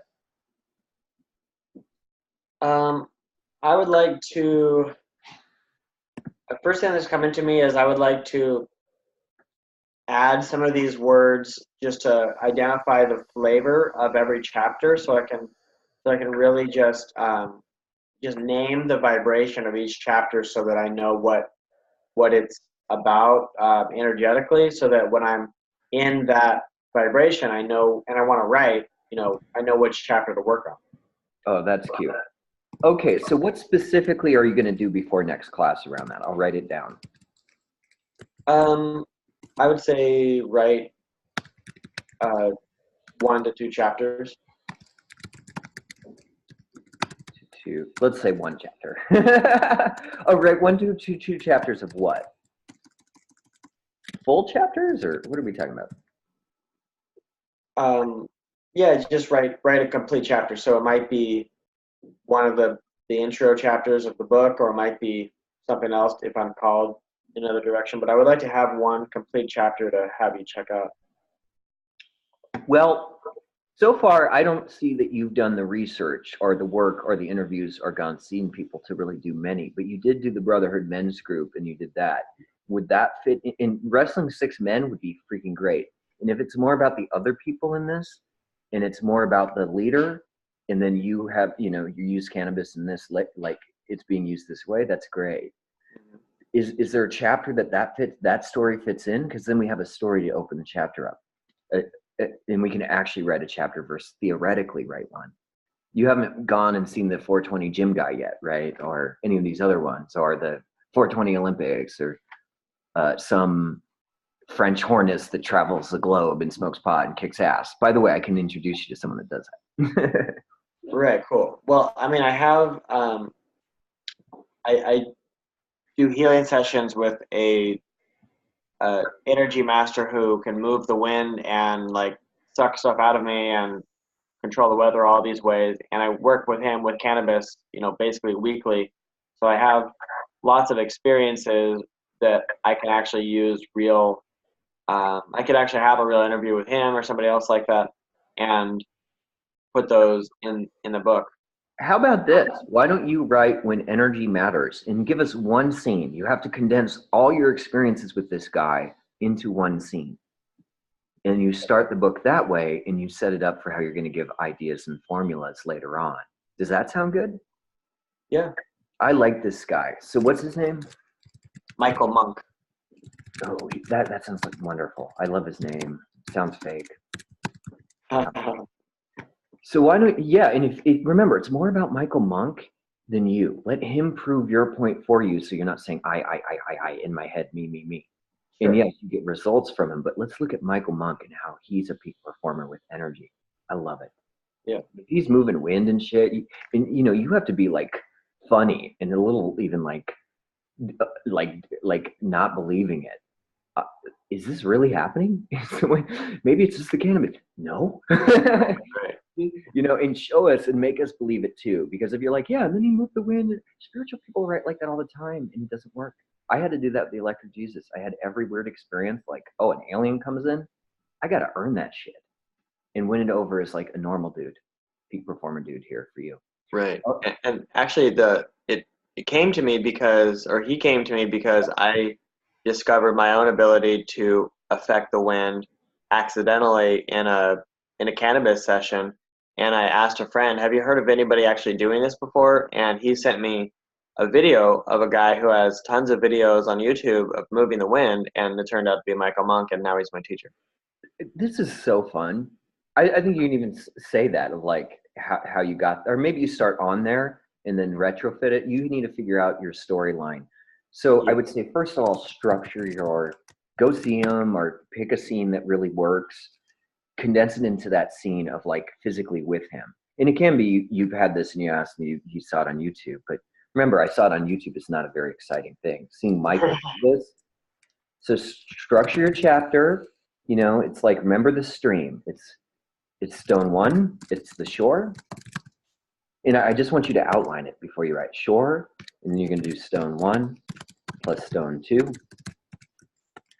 plus stone 3, maybe there's 5, and then you closing shore.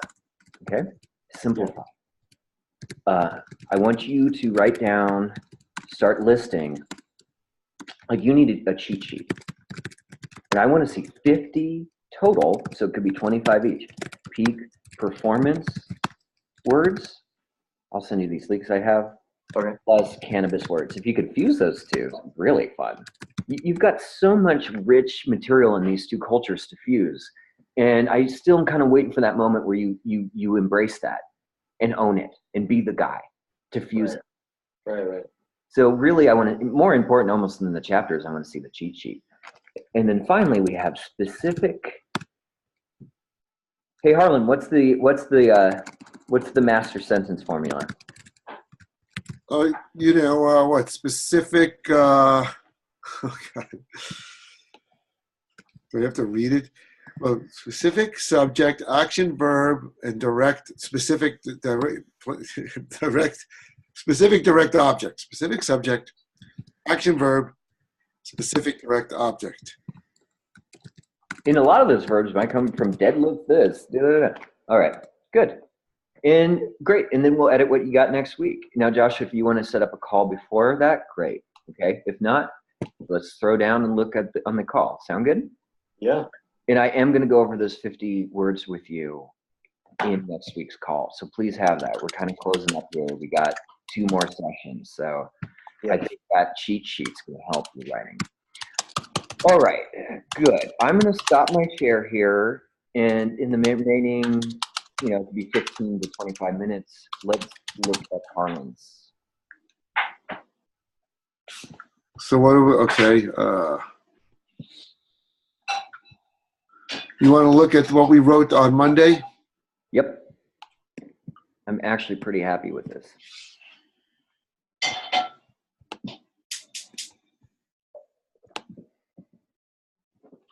What's going on? I'm not seeing. Wait a second. Did I just put bio back on? Hold on a second. I'm not seeing anything yet, but it just might be I'm in the wrong spot. Huh. Have you shared your screen yet? Yeah, I did. So, Josh, do you see it? Yeah. I see it. Alrighty. And you see, there's our. No, that wasn't very good stuff there. You just want to read the whole paragraph, kind of slow, let us digest it, and then we'll go sentence by sentence. Driving through the quaint Saxon village of Avebury in southwest England, you immediately notice an ancient circular earthen ditch or henge surrounding the dozen or so cottages and shops on High Street. Enormous granite stones weighing upwards of 40 tons and over 10 feet tall stand scattered in the open space and along the edge of the, I think we changed that to trench. Didn't we like that better? So we don't repeat ourselves? Sure, let's do that. Oops. Trench. Oh, how do you spell trench? In medieval times, here we go, puritanical Christians methodically destroyed the granite stones, leaving only 36 of the estimated 154 standing. Fortunately, a wealthy businessman purchased the site in the 19th century to preserve it, and it now belongs to the English Historical Society. This is still the same sentence. We broke it up just to work on it. I mean, same paragraph. Let's stop. What grade do you give this paragraph right now? Well, I mean, it's not a whole paragraph. I feel like it's just kind of, but I think it's working. I don't know. I think we got it pretty well tuned. I'm fine with it. A 90. I'm not gonna. I give you a 92, 93. And yeah, it could work. Some people have smaller paragraphs. I think you'll probably have longer. So yeah, maybe it needs a couple more sentences. Can we start at the beginning and just sentence by sentence look at it a little deeper? If you want to, I'm feeling like this is still only halfway through the paragraph, and that we broke it up into another paragraph, but that it wasn't meant to. That was just so we could work on it. Oh, okay. But let's get this paragraph done. You know what I mean? Like this, I feel like is still the paragraph. Let's see. I'll break it up. Or do you want to read more? Do you have the next part of this paragraph written? Well, yeah, that's what I'm saying. Okay, we broke it up because we were working on it, and it was so. Just to keep going, diving into this, to really engage us. So anyway, 4 paths aligned to the cardinal directions. I can't see that. Maybe Joshua can, but I only see Historical Society, and then it just cuts. Wow, Joshua, did you see how I fixed it? No, it cuts off after Historical Society. That's all you see? Even when I go like this? Okay, hold on a second. I do see something weird going on. So let me just stop the share. Oh, I could have clicked resume share. There was something weird that happened, but we'll get back to it. Here we go. Hold on. Does that work? Yep. Oh. Yeah? Okay? Yep. So 4 paths aligned to the cardinal directions allow access to the area within the earthen trench. Oh God, we have trench, ditch, henge within the, maybe just henge, I know. Keep reading. Let's not fix this. You wanted to read the rest of this sentence. I thought we hadn't fixed this yet. Yeah. Allow access to the area within the earthen trench dug into the hard chalk ground to a depth of 30 feet and 3,000 feet in circumference. By far the largest stone circle still in existence, with a diameter of over 1,000 feet and estimated to be around 4,500 years old, modern science has yet to decipher Avebury's true use or meaning, but it is believed to have been used for ritual and ceremonies. Again, they're modern scientists, so it kind of repeats it anyway. And archaeologists have not been able to understand the true nature of this and other Neolithic monuments as they approach their research with narrow-minded, linear, three-dimensional methods. Whoops. They. It was because that sentence got chopped up. And it is only through a more broad-minded and metaphysical approach can we truly understand Avebury and the countless other ancient megalithic sites found all over the planet. It's not bad. It gets a little clunky in that second part, but yeah, I know, and a lot of I can feel it, and I definitely need to work on it, and a lot of okay. But this does not sound like a Syrian having an autistic episode sprinkling around. This sounds like a book. Let's start sentence by sentence at the top. And I think also, I just want to say, because I really do need to work on this, instead of, I want to give a little more context, a little bit more about Avebury before I dive into the, how we need to have this metaphysical approach, to understand this and other megalithic sites. So I think I jumped to that too soon. And I feel like there's more I need to share and write about. And maybe that's in the second paragraph.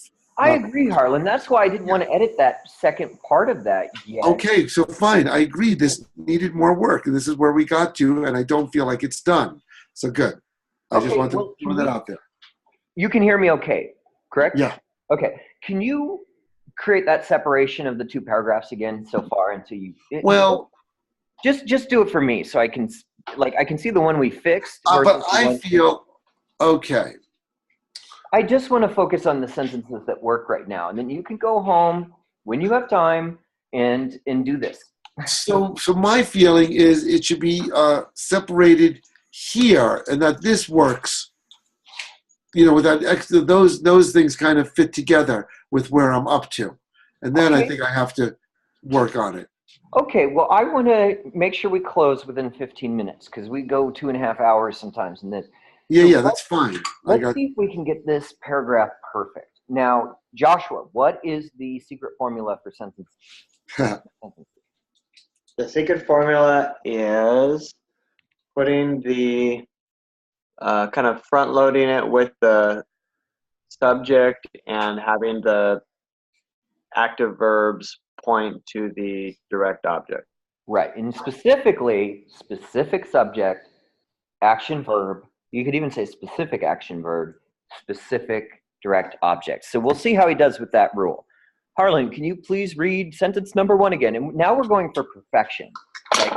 This is called editing. We're not writing this anymore. This is almost done. This is more than editing. Anyway, driving through the quaint Saxon village of Avebury in southwest England, you immediately notice an ancient circular ditch or henge surrounding the dozen or so cottages and shops on High Street. Stop. Driving through, that's kind of part, you is the subject line. Immediately notice, ancient, circular, earthen ditch, High Street. I like it. It really works. You have the subject, you have the action verb, and it's interesting. I give this a 95. All right. Enormous granite stones weighing upwards of 40 tons and over 10 feet tall stand scattered in the open space and along the edge of the trench. Of the you want more trench, or we just keep it as trench? Do we put a descriptor on that trench? Well, actually, it could be good to try to combine that sentence later on where we talk about the trench dug into the hard chalk ground to a depth of 30 feet. The 3,000-foot circumference trench dug into the hard ground chalk to a depth of 30 feet, and get that out of the way. Yeah. right there. And because it fits in with the stones being 40 tons and 10 feet tall. It really paints a picture of the place with words that you really get a sense of the stones and the trench immediately. I feel like that would be good use to put that. I think you say at the edge of the 30-foot Deep trench dug into the hard chalk ground. Yeah. You know, you actually have some good writing style too. I don't use upwards. Weighing upwards, that's not mine. I never write. I bet you have never written that sentence like a sentence like that. So pretty good. Can you edit that now or no? Sure. Just the top one. Don't worry about the bottom sentence yet too much. I know. So what are we saying? We're saying along the edge of the trench, the 30-foot, along the edge of the, 30-foot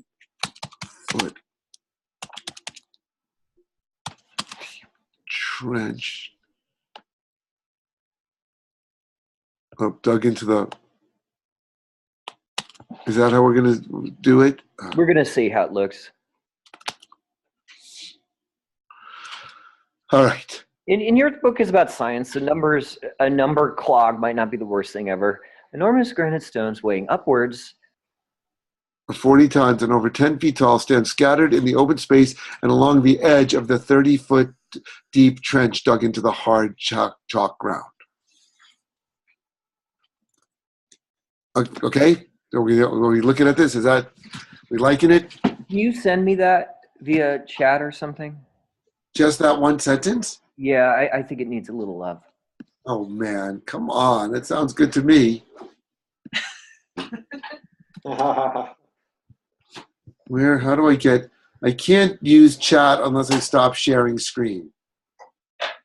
Okay, can you stop for a moment? Or we can just figure it out. Maybe even send me the whole thing. Just in case I need to chunk it.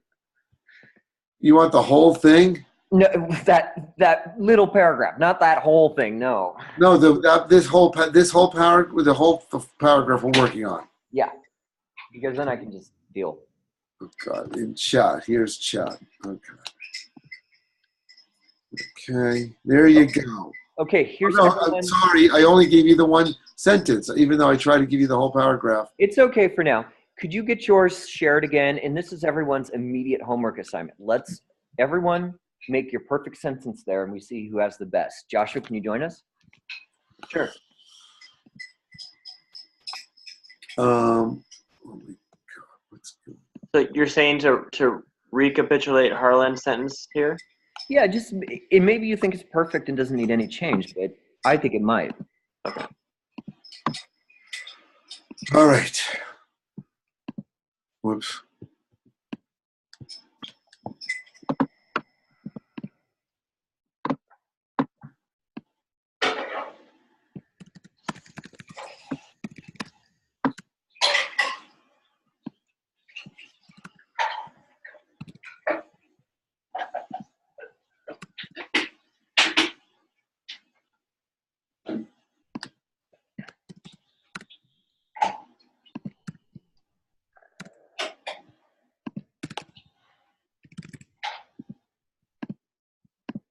Anyone have a synonym for circular? Circular. Round. That's good, Joshua. I couldn't think. I swear I spent an hour and a half with Harlan and couldn't think of that, but I didn't look in the thesaurus. What was what round up? It's ridiculous. I could.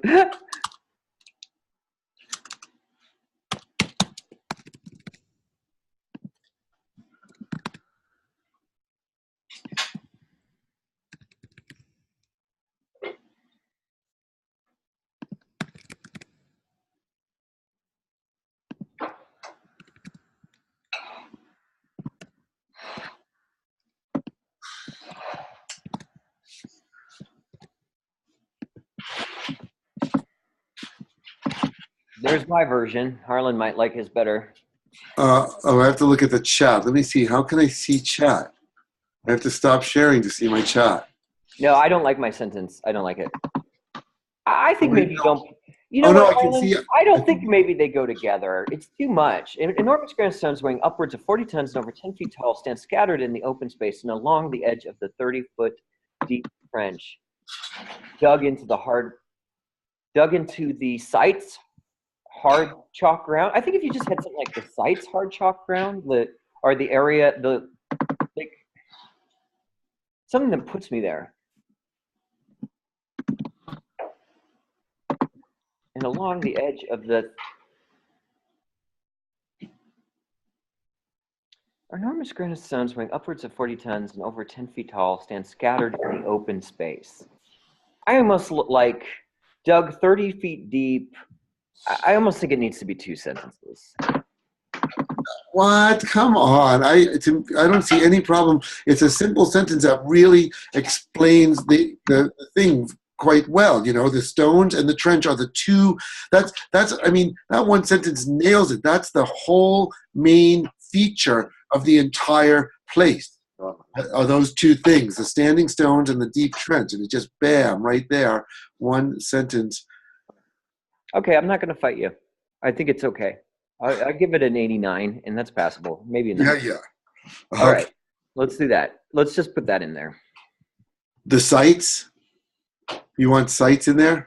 Maybe around the sites, the monuments, hard chalk ground. I don't know what you'd say there. Enormous granite stones weighing upwards.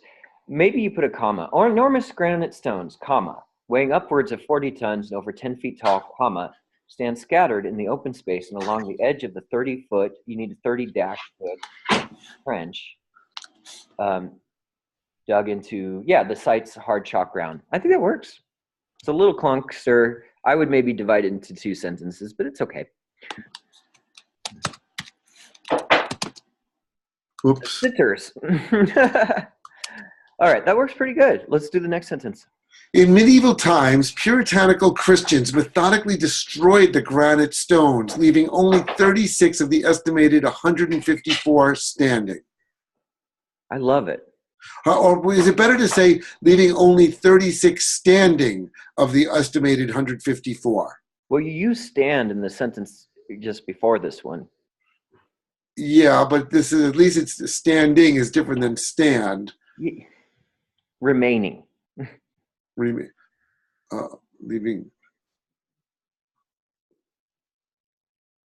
Remaining of the, only 36 remaining of the 154. And that's it, remaining? Perhaps. I like it. In medieval times, you could put a comma, but I don't think you necessarily do. Medieval times, puritanical Christians methodically destroyed. See, in medieval times, that's a prepositional phrase. Puritanical Christians, is that a specific subject? I don't know. Absolutely. Okay. Absolutely. It's so good. It's not they. Yeah. Like, this is really our sentence. Puritanical Christians destroyed the granite stones. Right? That's the sentence, really. Specific subject, active verb, amazing, specific subject. So puritanical Christians methodically, I love this, destroyed the granite stones, leaving only 36 of the estimated 154 remaining. Well, only 36 remaining of the estimated 154. You could say, I think that's good. Next, you could say weathered something, but I think you leave it as it is. Okay. Okay, next sentence. Yes. Fortunately, a wealthy businessman purchased the site in the 19th century to preserve it, that's weird, to preserve it, and it now belongs to the English Historical Society. Fail. Oh, but it's not too bad. It just needs an adjustment. Like, I know. It's called writing. It is terrible, though. Look at that, it. Yeah, so how do we fix it? Fortunately, a wealthy businessman, that is a specific subject. Yeah. You could even say if it was a certain type, a wealthy industrialist, I find that more interesting, like whatever it specifically was, purchased the site in the 19th century, preserving it, leaving it. Or just for preservation. Yeah, for preservation. You don't even need the English Historical Society. It's nice. Well, why? No, but that's who it doesn't belong to the wealthy. Otherwise, that'll leave you flat, thinking that some wealthy businessman still owns it. All right.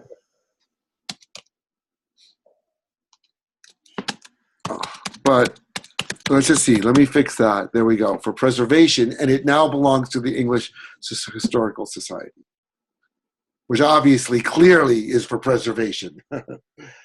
Did he give it to the Historical Society? I don't know. I didn't get the whole. I don't know the whole history or facts of how that all happened.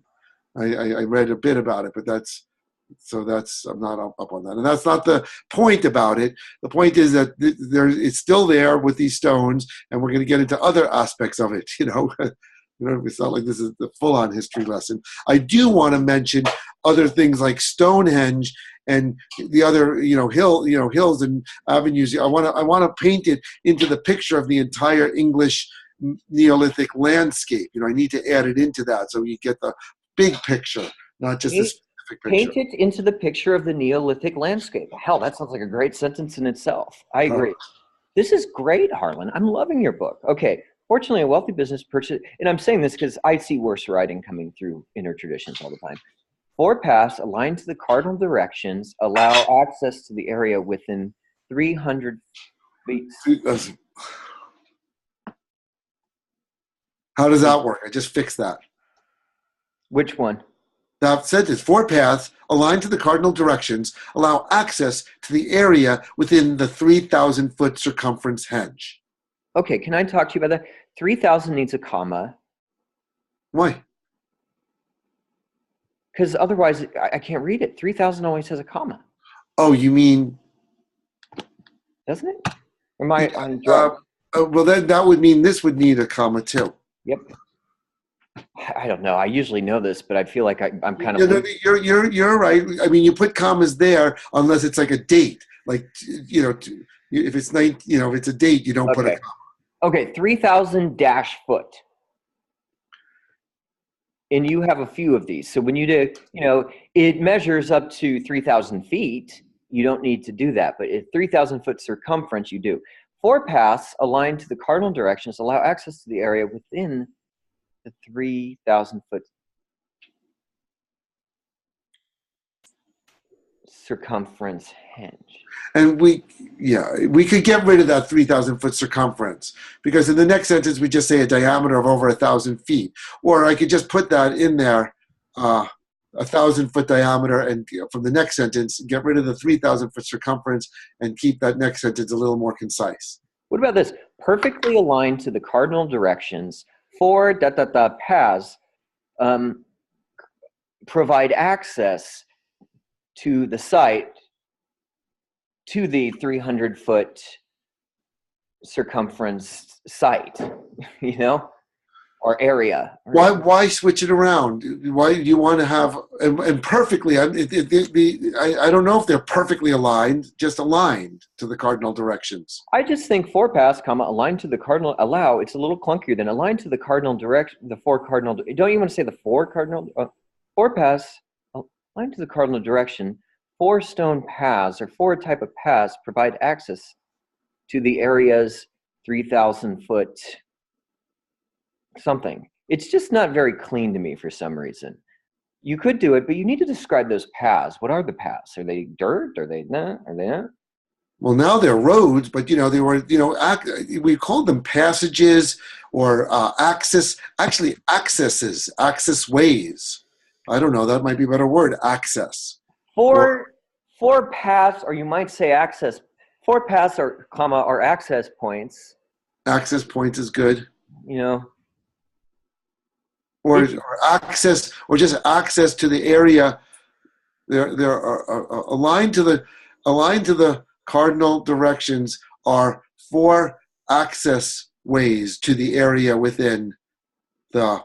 And I think I'm going to just say 1,000-foot diameter, and then get rid of that from the next sentence and get rid of the 3,000 foot circumference. I think so too. I think we've got too many numbers. In fact, yeah, I agree. But do you like that? Just what did I say? Oh God.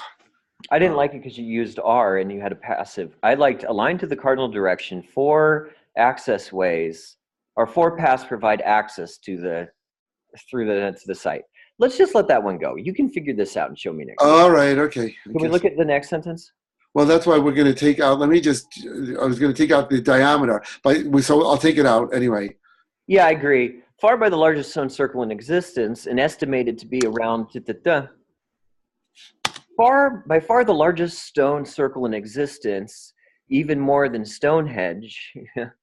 Oh, by far. I mean, it's not even. There's no comparison in size. By far.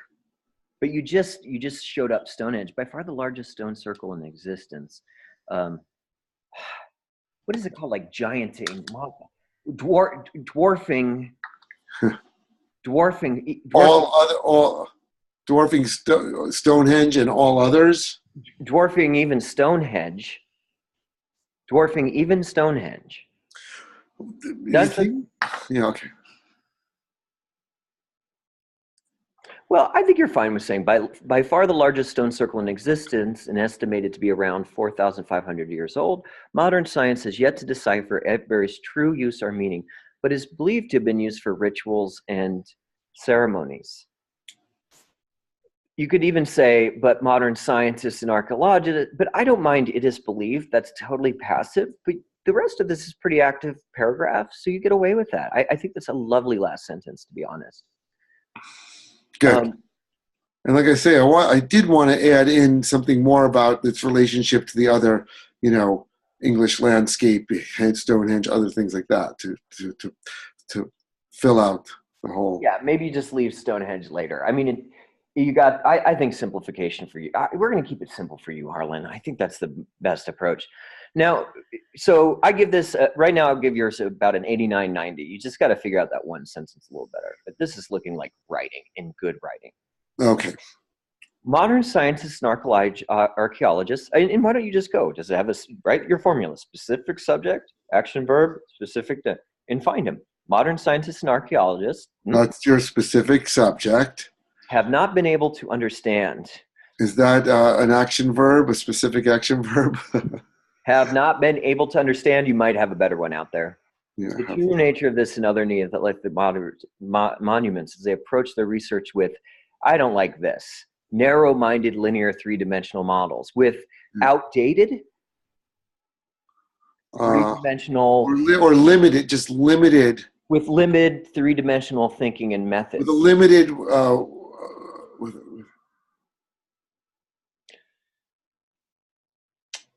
all right. I know. Anyway, I know it's not that good, and there's a way to. It's pretty good, though. It is only through a more broad-minded metaphysical approach. A limited perspective with a limited,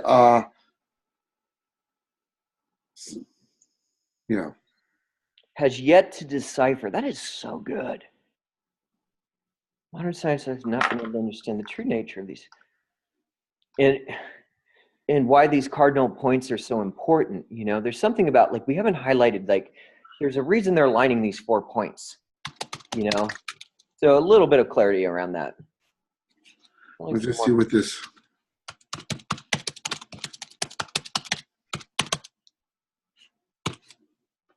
I don't know, Harlan. I almost hate to say it, but this looks like writing. This looks like the beginning of a true paragraph in a publishable book.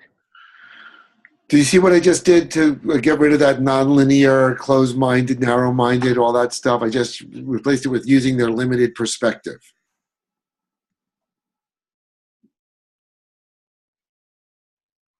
They're limited.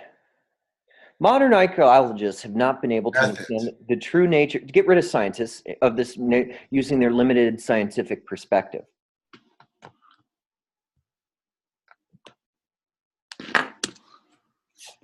I would say even limited scientific model.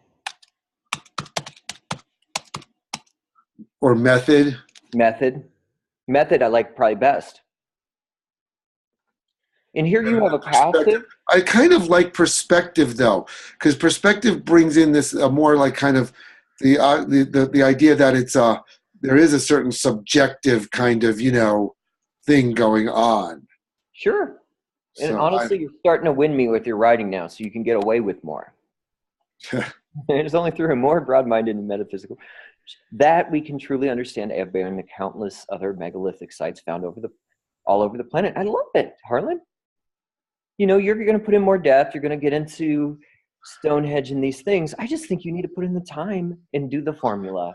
And by next week, we're going to have some real magic going on here. Like, it's happening. Your book is happening. This is a fucking book. This is not a mess. This is a book.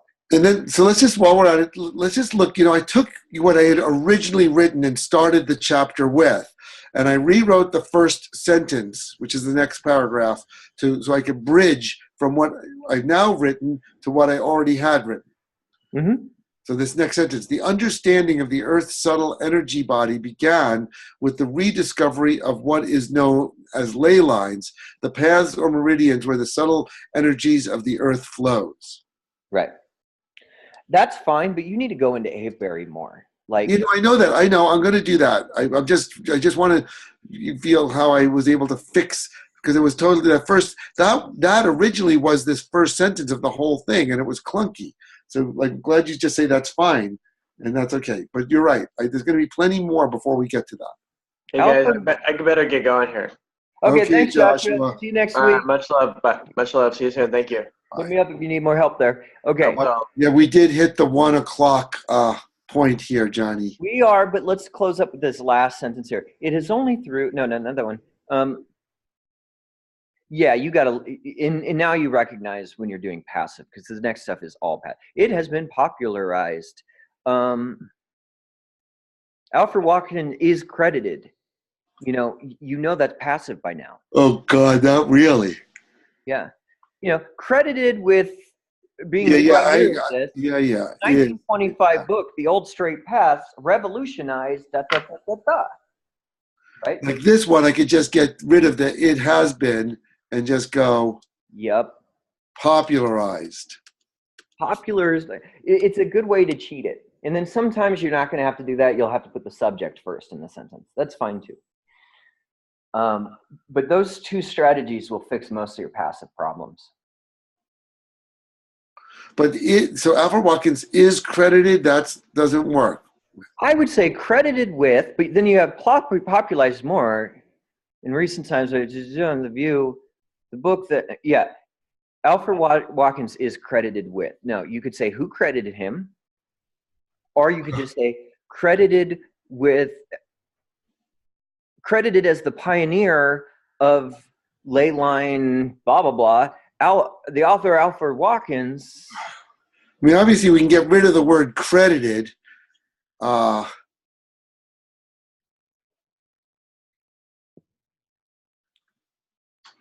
God. There's two ways I could see to do this. And don't relax. You're going to have time to do this. What you're now doing is you see when that happens. I need you to go every sentence and see when that's happening and clean out most of them. You can get away with a few. But your whole book's been that, and that's why there's been real clunking. Oh, I know. All right. We're good. All right. So next week, what are we going to have? I got to dial this whole chapter in is what I want to do. Do it. Focus on it. Do it. In a week, let's see a chapter without passive tense too much. Like only maybe 1/10 of the sentences. I know. Do you want to check in between now and then? I certainly can if you want to. Should we just leave that open, or do we want to just say a tentative check-in? I want to say tentative because I want to know you do the work before I show up. Okie doke. If you're not at least doing 6 or 7 hours of writing, why are we going to meet anyway until Thursday? Yeah, fine. If you do it, let's meet up. Yeah. Wish me luck with the meditation, with the writing, with getting on track here. Good luck, and every day you're going to do 3 things that I did well and 3 things that I can improve on. And that's it, Harlan. But man, let's just read this. I did not create this, I think. By the far the largest stone circle still in existence, estimated to be around 4,000. Modern science has yet to decipher Avebury's true use or meaning, but is believed to have been used for ritual and ceremonies. That's pretty good, man. All right. All right. I like it. So in 1 week, we're going to have a really good chapter. And if we need to meet before then, great. But just get some work done. Give me some copy to do, and then we'll do that. And that'd be great. Maybe I have, what is it, Thursday? It's been pretty busy. I think Monday would be a good day for me if you want to do it. Yeah. Okay. That's exactly what I was thinking anyway. All right. All right, Ace. Thanks, Harlan. I'll see you maybe Monday, maybe Yeah. Tuesday-ish. And You if think, not, yeah, Monday, maybe evening or something? We'll check in over the weekend and set it exactly. Monday evening's usually pretty good. Okay, thanks, man. Thank you, Johnny. Thanks. All righty. Oh, and good What? luck. You asked for Yeah. that. I will send you a lot of good luck. All right. But Okay, I'm appreciate it. reading your book now, Harlan. Oh, hey, before we get off, I hope you could change you and Claudia's mailing address. And not that, I don't know how important it is, but Claudia just got a Amazon credit card bill with overdue stuff. Should I just throw it away or I save it? just throw it out. She knows about that. Now, Harlan, can I ask you, if you're just going from, maybe I'll just, God, where can I, if you're just jumping around, where can you set, like, I wish I could just change my mailing address to nowhere right now. No, yeah, I hear you. Like, well, what would you do? Like, I don't think I can send it to my sisters. Right. Until you get a more long-term, permanent address, it's not an easy thing for you to update to a new mailing address. But it seems So I like guess it would be that hard to, like, I don't know, can I just get him to send it to Antarctica or something? no. Like even though I live here now, I pay, it's ridiculous. I pay $15 a month, I think it is, to have as a permanent mailing address, especially since I was, moving around so much in Taos, New Mexico, which is where like I quote live, and then then it just sits there though until I get people to forward it to me, or I could pay them to forward it to me. And But that might not be a bad plan. Is maybe Claudia and I get a Social Security, or like, can't you get a Social Security box where they just send this stuff to?